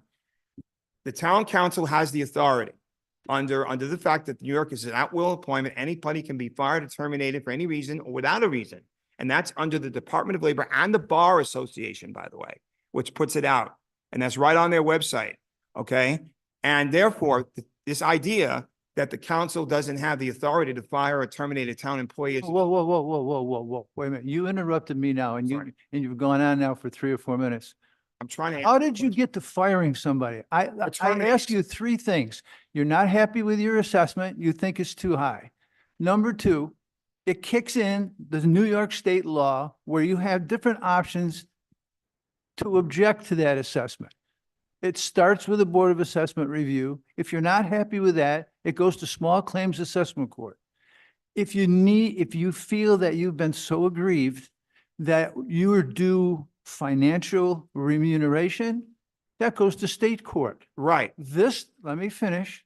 This board, this supervisor, I'm sorry, going back to school, cannot in any way award themselves or you taxpayer money without a judicial process. So all of these pages, every board meeting you come and keep us for an hour, all these pages and your diligence is to be respected. We can't make a decision on that. You're going to the dentist and asking for eye surgery. We're not licensed to do it. We're not able to do it. And you can't get it through your head that we can't help you with this. That's not what, but that's it's- not the reason. What is this about then? Well, part of it has to do with some of the statements that are being made. That's a personal thing between you and a supervisor. No, I'm it's not. talking No, it's about not. He's putting the it on video. legal, I'm not going to shout. Okay. I'm well, talking about the you're gonna legal process to help you with your situation that brings you here, tying up our secretaries 2-3 times a week. Everybody's been trying to help and provide everything you want with FOIL, but we can't get to where you want to be because we aren't authorized or legal. It has to I'm go not to saying you court. are. I'm not saying you are. That's not the point, but that's Okay. not the issue. If Okay, you- then tell us what the issue is. I'll go back to him. In your mind's eye, what is the thing that you'd like Okay, us to do? there are several things that you also have to understand. If I commence an action, okay, answer to your question. Now, let me answer your question. That'll work. Okay, if I were to go to open court and commence an action in state Supreme Court, which is what I would have to do, or county court, either or, doesn't matter. The first thing that is going to be looked at by any competent judge is, have I exhausted all of the administrative remedies available to me? That would include the board process, that would include small claims review, but it would also include going to the local council about certain things that they do have control over, which are statements that are being made that are put on these videos, which never go away, okay, that are not necessarily true. Some of them which are in fact misleading with the intent to deceive under what a lie is, according to Webster's Dictionary, okay, published in 1961, the Unabridged Dictionary, which I have a copy of. It's been cited, citing documents that have no citing at all. You don't have to shout. I'm sorry, that have no citing at all, that don't have any type of, let's say, origin of who wrote it, where it came from. Saying that it came from the Department of Taxation's website doesn't tell you who wrote it or who is responsible for putting it up. Every single person that works in that kind of an area, they have a website administrator like you do or anybody else. They post those things. Now, I'm in the process of trying to find out who that is. But the point is to come in here and to put stuff up like that, okay, without citing it, that basically is false, and it's basically making me look like a fool, and I'm not going to permit that. Wait a minute, I'm not done. In addition to that, okay, he violated the open meetings law by not making his materials available, and that is a law, within 24 hours with the clerk. And Mr. Mastrella sat here, he can shake his head all he wants, but it's right there in the law. Stop shouting. I'm sorry. No, You you're can shake not. his head. Stop shouting. All right, I'll lower my voice. It's within the law, and he didn't do that, but yet he cuts into my time when I've done things legally by submitting my materials 24 hours in advance, like I'm supposed to. I follow rules. I follow the law. That doesn't mean everybody else does. You don't just follow the law when it suits you or anybody else. I mean the proverbial you, not you personally. You follow it all the time. You don't get to pick and choose. Okay, I have certain things the law says I have to do, like I mentioned the last time. If I went into open court and I did not exhaust all the administrative remedies, which involves first putting the town on notice verbally, then it involves written notice, and then if nothing happens there, which you did receive, in fact, with the exception of Mr. Barley and Mr. Stafford, because they're new. But both you and Mr. Belanca, since 2022, have received mitigation to settle damages that were claimed, and there was no response whatsoever. And there's still an outstanding one for this year that Mr. Mistrell has not answered because the outside legal counsel that the town has hired, Mr. Bernstein from Goldberg and Segala, is not representing you on anything new in 2024. He's made that clear, as far as I know, unless he changes his mind. So right now, what the law says, that I have to serve on the last known attorney of record. That is right in the New York State CPLR. Not only serve the attorney of record, but the clerk also has to receive the papers as well, because I have to show and demonstrate that I've exhausted all of the avenues that are available, no matter how remote they are. Otherwise, the judge can turn around. He still may do it anyway, but I would trust a judge before I'll trust a jury when it comes to the matters of fact, the merits. But the judge gets to do the motion phase. He makes those decisions. There's no jury on motions or any other pretrial stuff. If he sees that I didn't make a valiant overall effort, I mean, way out there, to make sure that every avenue was pursued, then it will be dismissed. And there's case law to back that up. So it's not only just that, but then it also has to do with the things I've already mentioned. Some of the false things that have been put up that are not true, some of the other things that have been said. These are disparaging remarks against my character. I've never defaulted on a deadline in my life. Mr. Schultz admitted that my estimates were put in on time after the fact. You got a letter from me and an email stating that he has to retract everything that he stated that isn't true. Otherwise, this will be the next step, and nothing was done there. Here's the point. You guys have received emails and all kinds of things from me requesting some kind of contact, some kind of, let's say, action that you do have control over. No, you're not the court. I get it. I know that. I'm not an idiot. I know, and I'm not saying what you're saying I'm an idiot. I'm saying I'm not an idiot. I'm not asking you to resolve those issues, but I'm asking you to take action where you are able to take action, such as, okay, it is within your power to terminate a town employee. Okay, it's an at-will. Anybody can be terminated for any reason unless you're an elected official. An elected official has to be voted out of office. So therefore, I'm expecting that when people break the law, if there is, let's say, wrongdoing and somebody has been treated unfairly or unjust, then that's when, if the person works for the town, gets paid for the town, which my taxes go to pay for, I'm a taxpayer, then you guys have the authority under the fact that New York is an at-will statement and the fact that she does not work for the state. I've called the state. Marie, you want to click on that, please? Right now. Click on that first, right there.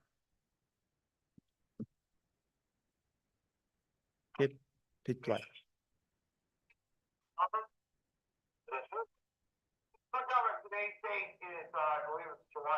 This answers your question.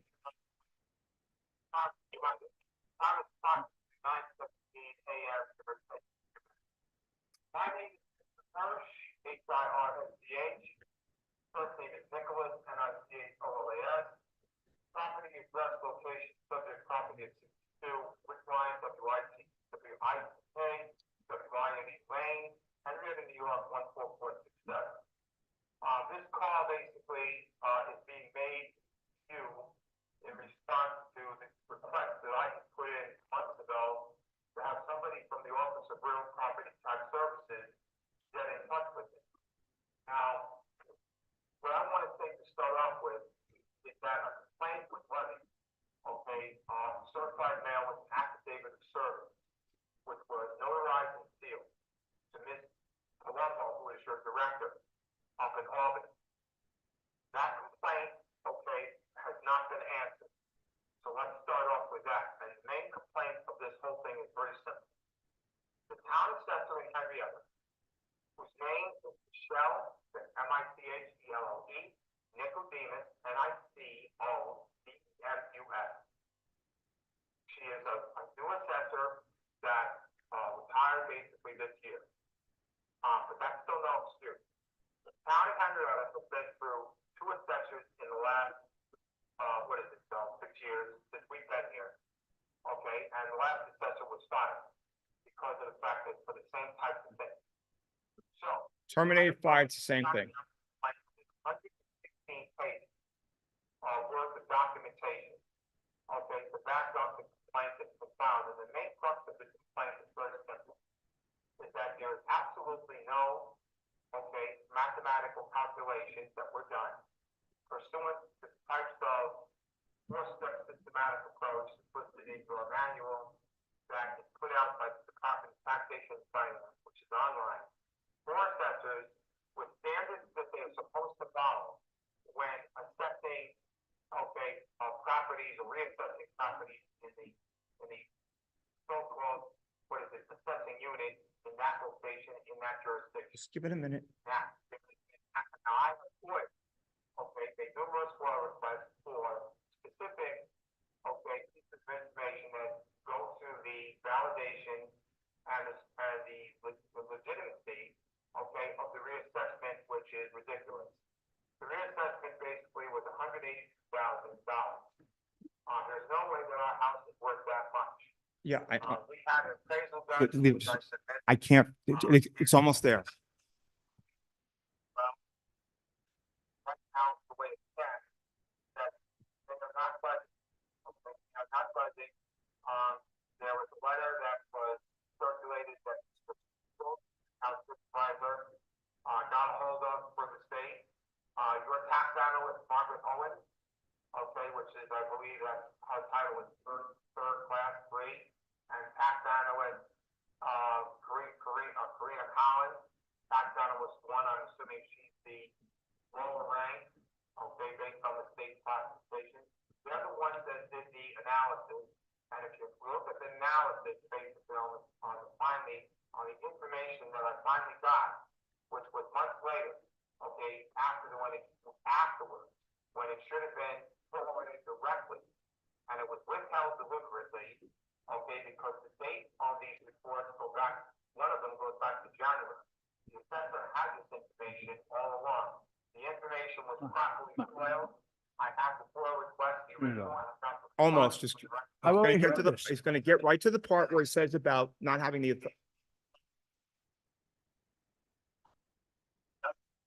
Nothing at all. Any analysis is supposed to have been done. And then all of a sudden, mysteriously, okay, just recently, within the last couple of weeks, all this information surfaces mysteriously. Okay, and the date on the reports, on the sheets that were submitted, that I got with all the information that was there, okay, goes all the way back to January, February, okay, and so forth. So, and my understanding is, and correct me if I'm wrong, and this is where one of the where it things I is. want to clarify. Town supervisor is insisting, it's actually insisting that he has no direct authority over the assessor, and that the state, New York State Office of Real Property Tax Services is the one that she is supposed to report to, and that they are the ones that are supposed to oversee everything that she does, and that the supervisor doesn't have any legitimate power over her at all.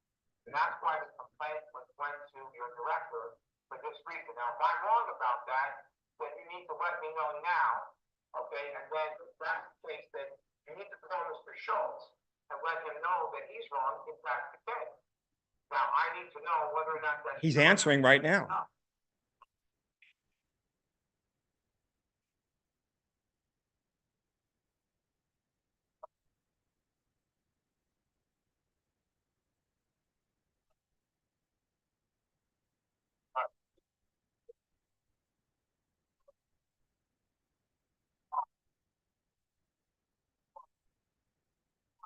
If that assessor breaks the law, okay, and that's what I'm gonna get to right now. I just let me try, I'm sorry, go ahead, I apologize, go ahead. The Office of Public Tax Services. Okay, that's it. No direct oversight. That's true.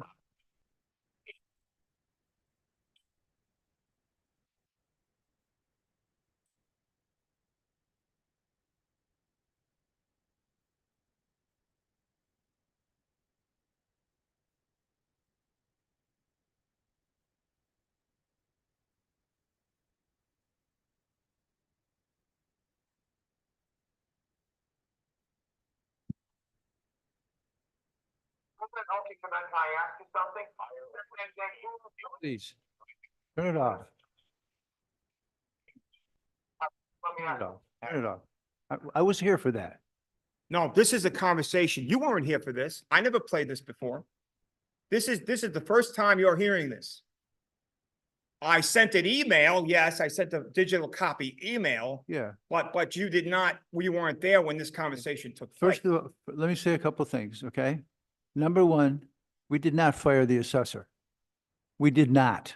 Okay, and I'm not, that's as much as I'm going to talk, personnel issues are not public discussion. That's fine. I understand that. Okay. Secondly, everything that you've written here, we will take as part of the record. But what I'm telling you is we believe that we've done everything right. The onus is on you to go to either SCAR or go to court to receive the things that you want, but you're not going to be involved in a personnel issue with your assessor, whether she was fired. That's all you talked about. No, that's what he talks about. He's the one that brought it up. He's the one that. This isn't between You you want me and, to play back the tape from when he made that statement? I No, mean, he's no, the one no. that he brought it up. this isn't between you and him. This is between you and the town. The town You're board- a- No, the town is a thing. It's not a person. You're a body. So you're just gonna jump in. I No, I'm can't not. talk Go ahead. either. Go ahead. I'm sorry. Go ahead. You want me to be quiet, but No, you're I'm the sorry. Go worst ahead. offender. Go ahead. I'm sorry. Go ahead. The town, The town, yes. the town has not done anything wrong in its eyes. You're not happy with your assessment. You're not happy with some of the statements that people make here regarding how you got to that decision. You need to go to where the state says you have to go in order to complain about this. And that's either to the small claims court, or if you think that you've been damaged and you need to award money, we'll take this and put it on the record. But we can't, we're not going to fire an assessor. I don't know what you want us to do. I'll go right back to what he said. I'm not exactly sure. I assume you were unhappy with your assessment and that's what clicked. Well, first of all, can I clarify something? The word, I never, the words of never came out of my mouth that I was happy or unhappy. It's not about whether I'm unhappy or not. Well, no, it's not. That's a relative euphemism. It's about the law. It's about what the law says. Example, if the law says under 525, under the Board of Assessment Review, and I brought this up how many times, that you must fill out the state form that they require. If there are estimates that have been submitted for repairs, you have to take those into consideration.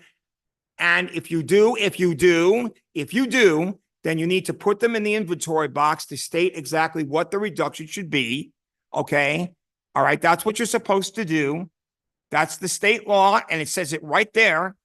Okay. And no such thing was ever considered. And you are the ones that appoint these people. You appoint them. Then it sounds to me like you got a great case. You should win it quickly. So Can I make a comment? But the thing is, I am supposed to more or less put you on.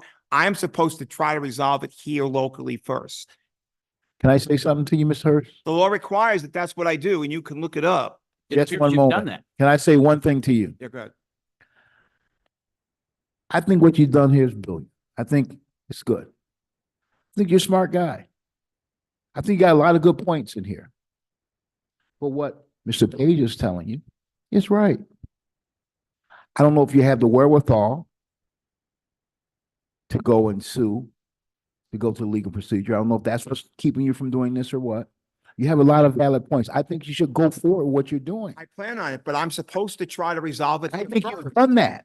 You hear the anguish in the voices of the town board members? Example, can I just give you one more example? My example is this. You kept me here until 10:30 the last time. Actually, could I go home? The reason why I wanted to go home, I had to give eye drops to my wife. I was over my time limit.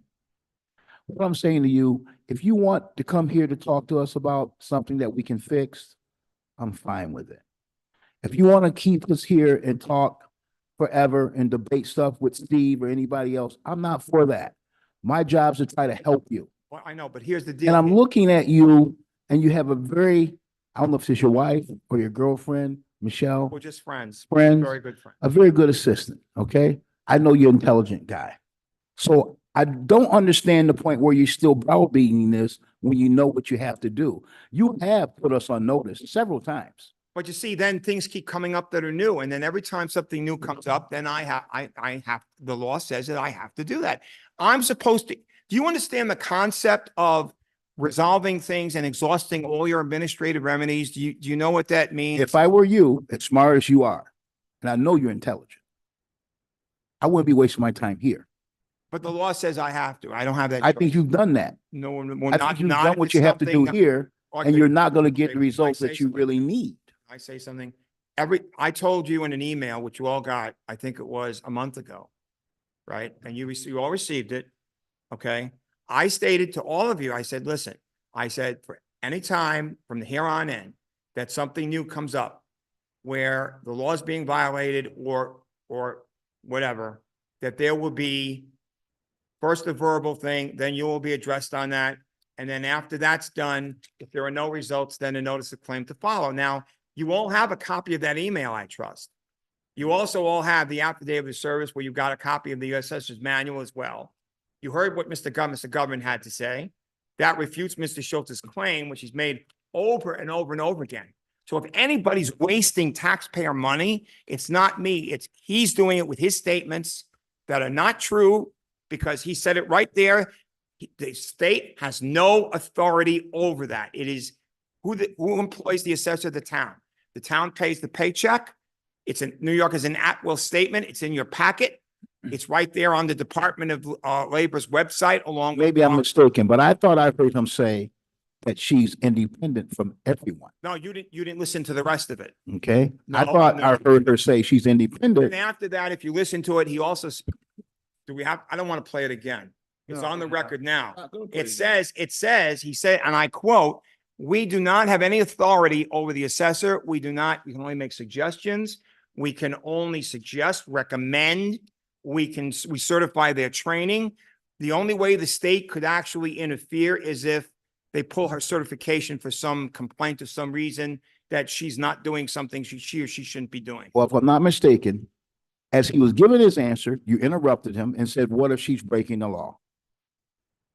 He didn't even get to talk about what he needed to say to you. Yes, he did. It's on the video. So I beg to differ. He did. It's on the video. It's transcribed. You have a copy of the transcriptions.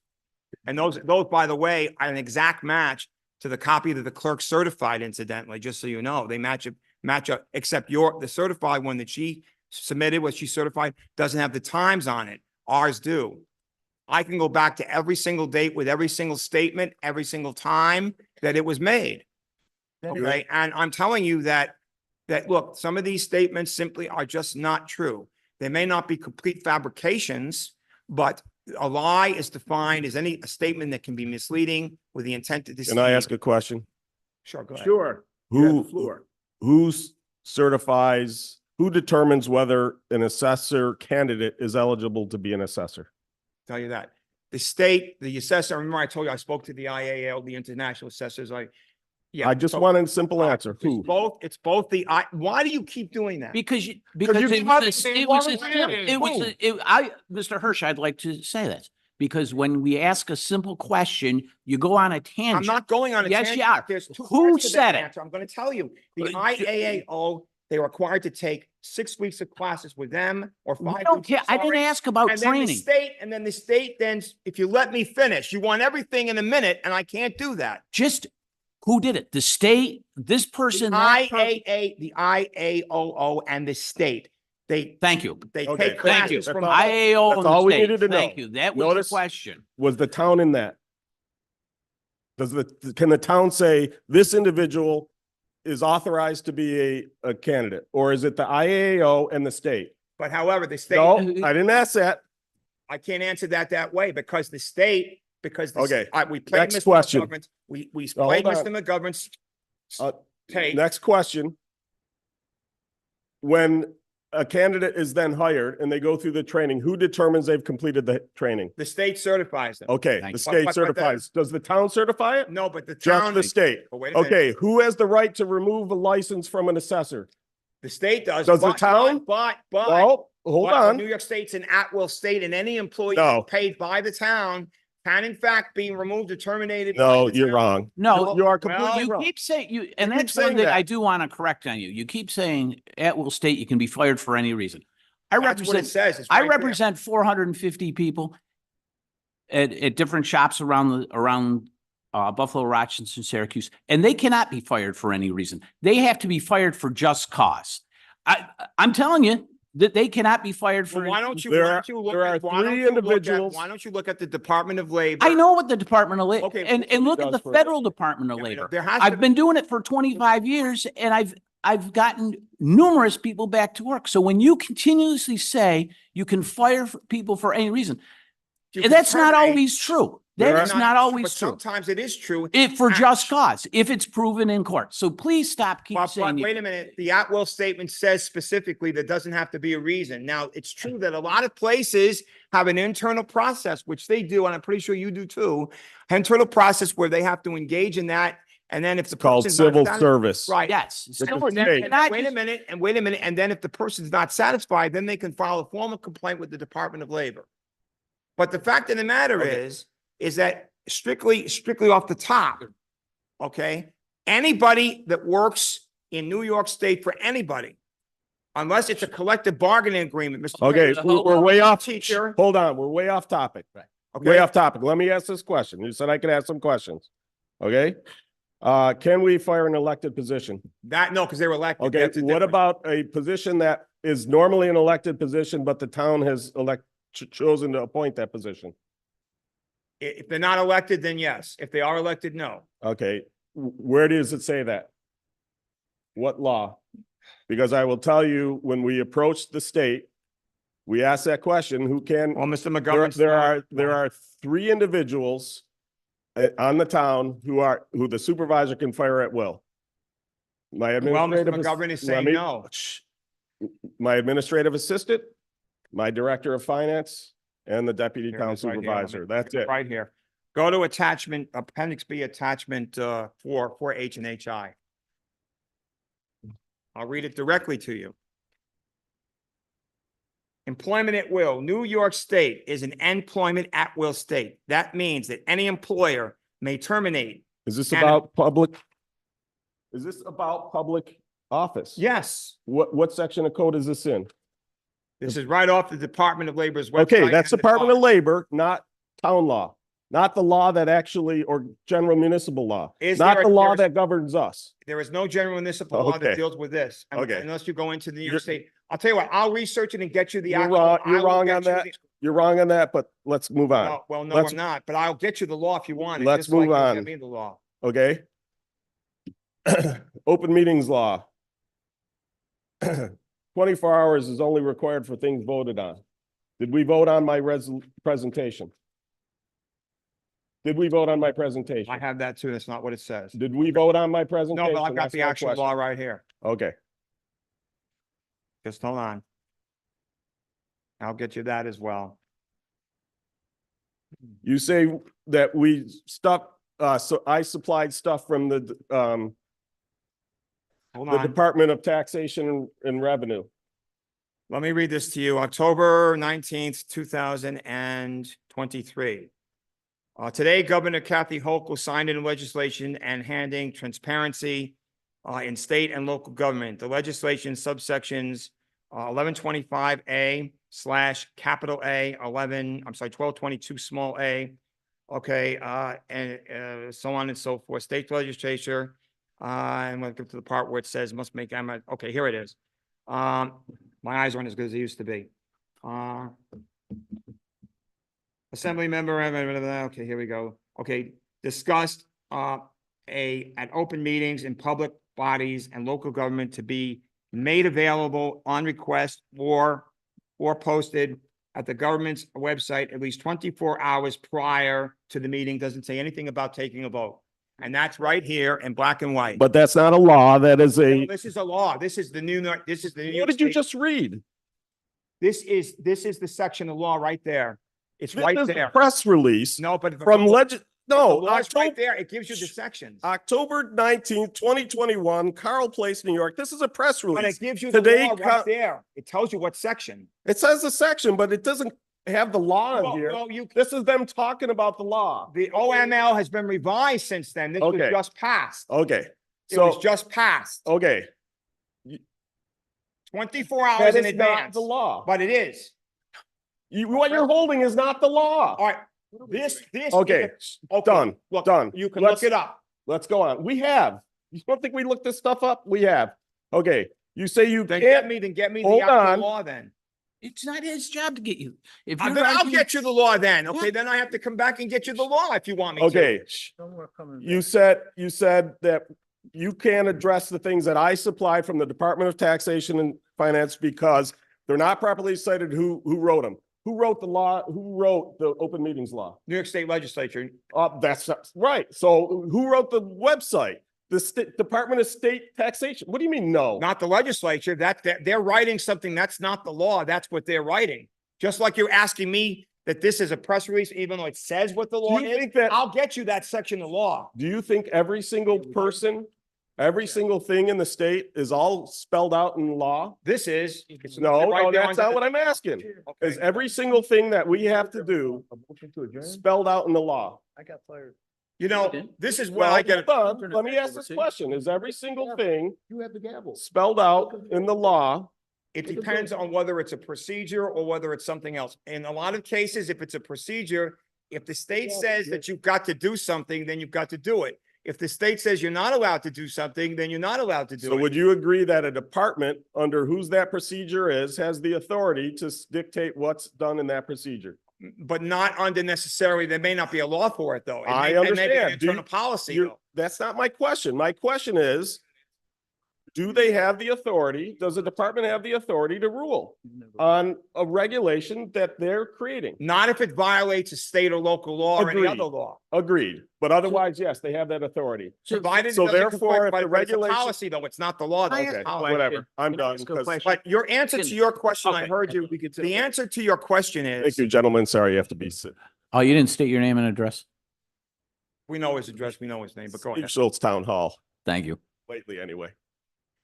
The answer to your question, Mr. Blanc, and I'm not trying to be rude, I'm simply making points here, is that Mr. McGovern has clearly stated that they do not have the authority to step in, just like they wouldn't have the authority to fire Let me anybody push else. back on that for just a All right, second. What go if Mr. McGovern's wrong? What if Mr. McGovern was tired of listening to you and said what you wanted I to have hear? one phone call. That's it. What do you want us to do was my question. Okay, so I what don't care about Mr. McGovern. what I would like What do you, you want us as a board to do? okay, what I'd like you to do, okay, for one thing, okay, is because a lot of this stuff that we're talking about here now, this has nothing to do, as you know, with, What do you want us to do? can I please, Please Mr. Chairman, answer can I it. make a motion? Give me the bullet points. This is what I want to this, have happen. this is, I'd like to be, some of the behavior to cease. That's one thing, because a lot of the stuff which is not tied to the assessment itself, That's bullet point number one, behavior cease and desist. certain behavior, if you Bullet do you know point what I'm number talking two, about. Please. Number two is that if there's anything else other than what you have in front of you now that should come up that's new, I would expect all of you, okay, to take it very seriously. And I would expect that you are going to do something within your, let's say, legislative powers as a body, whether you have to vote on it democratically, whatever it takes, to curb whatever it is that needs to be curbed if something new should arise. Duly Because a noted. lot of the things, Next bullet point, please. okay, that's the second thing. And the last thing is, I want an investigation that done, which I requested. Okay, I believe it was either on 327 at that meeting, or that's on the video, or 417, either or. I want an investigation done to find out, okay, what happened to the missing record that was so-called not necessarily ever created, which, by the way, there's evidence there that it was created. Okay. And the evidence that it was created is the model application report We that you have. heard what you want. That is what I would Now like part of the done. public And record. somebody needs to be held accountable. Now it's, Chairman, it's on record what you want done. I make a motion. Well, I just that- want to make one other point, please. Second. I want, okay, The meeting's adjourned. We're in the same place we were before. No, no, we're not. Your Thanks, next, Mr. Hirsch. your next step is you need to go to the next step. For anything in the Not past, changing. but anything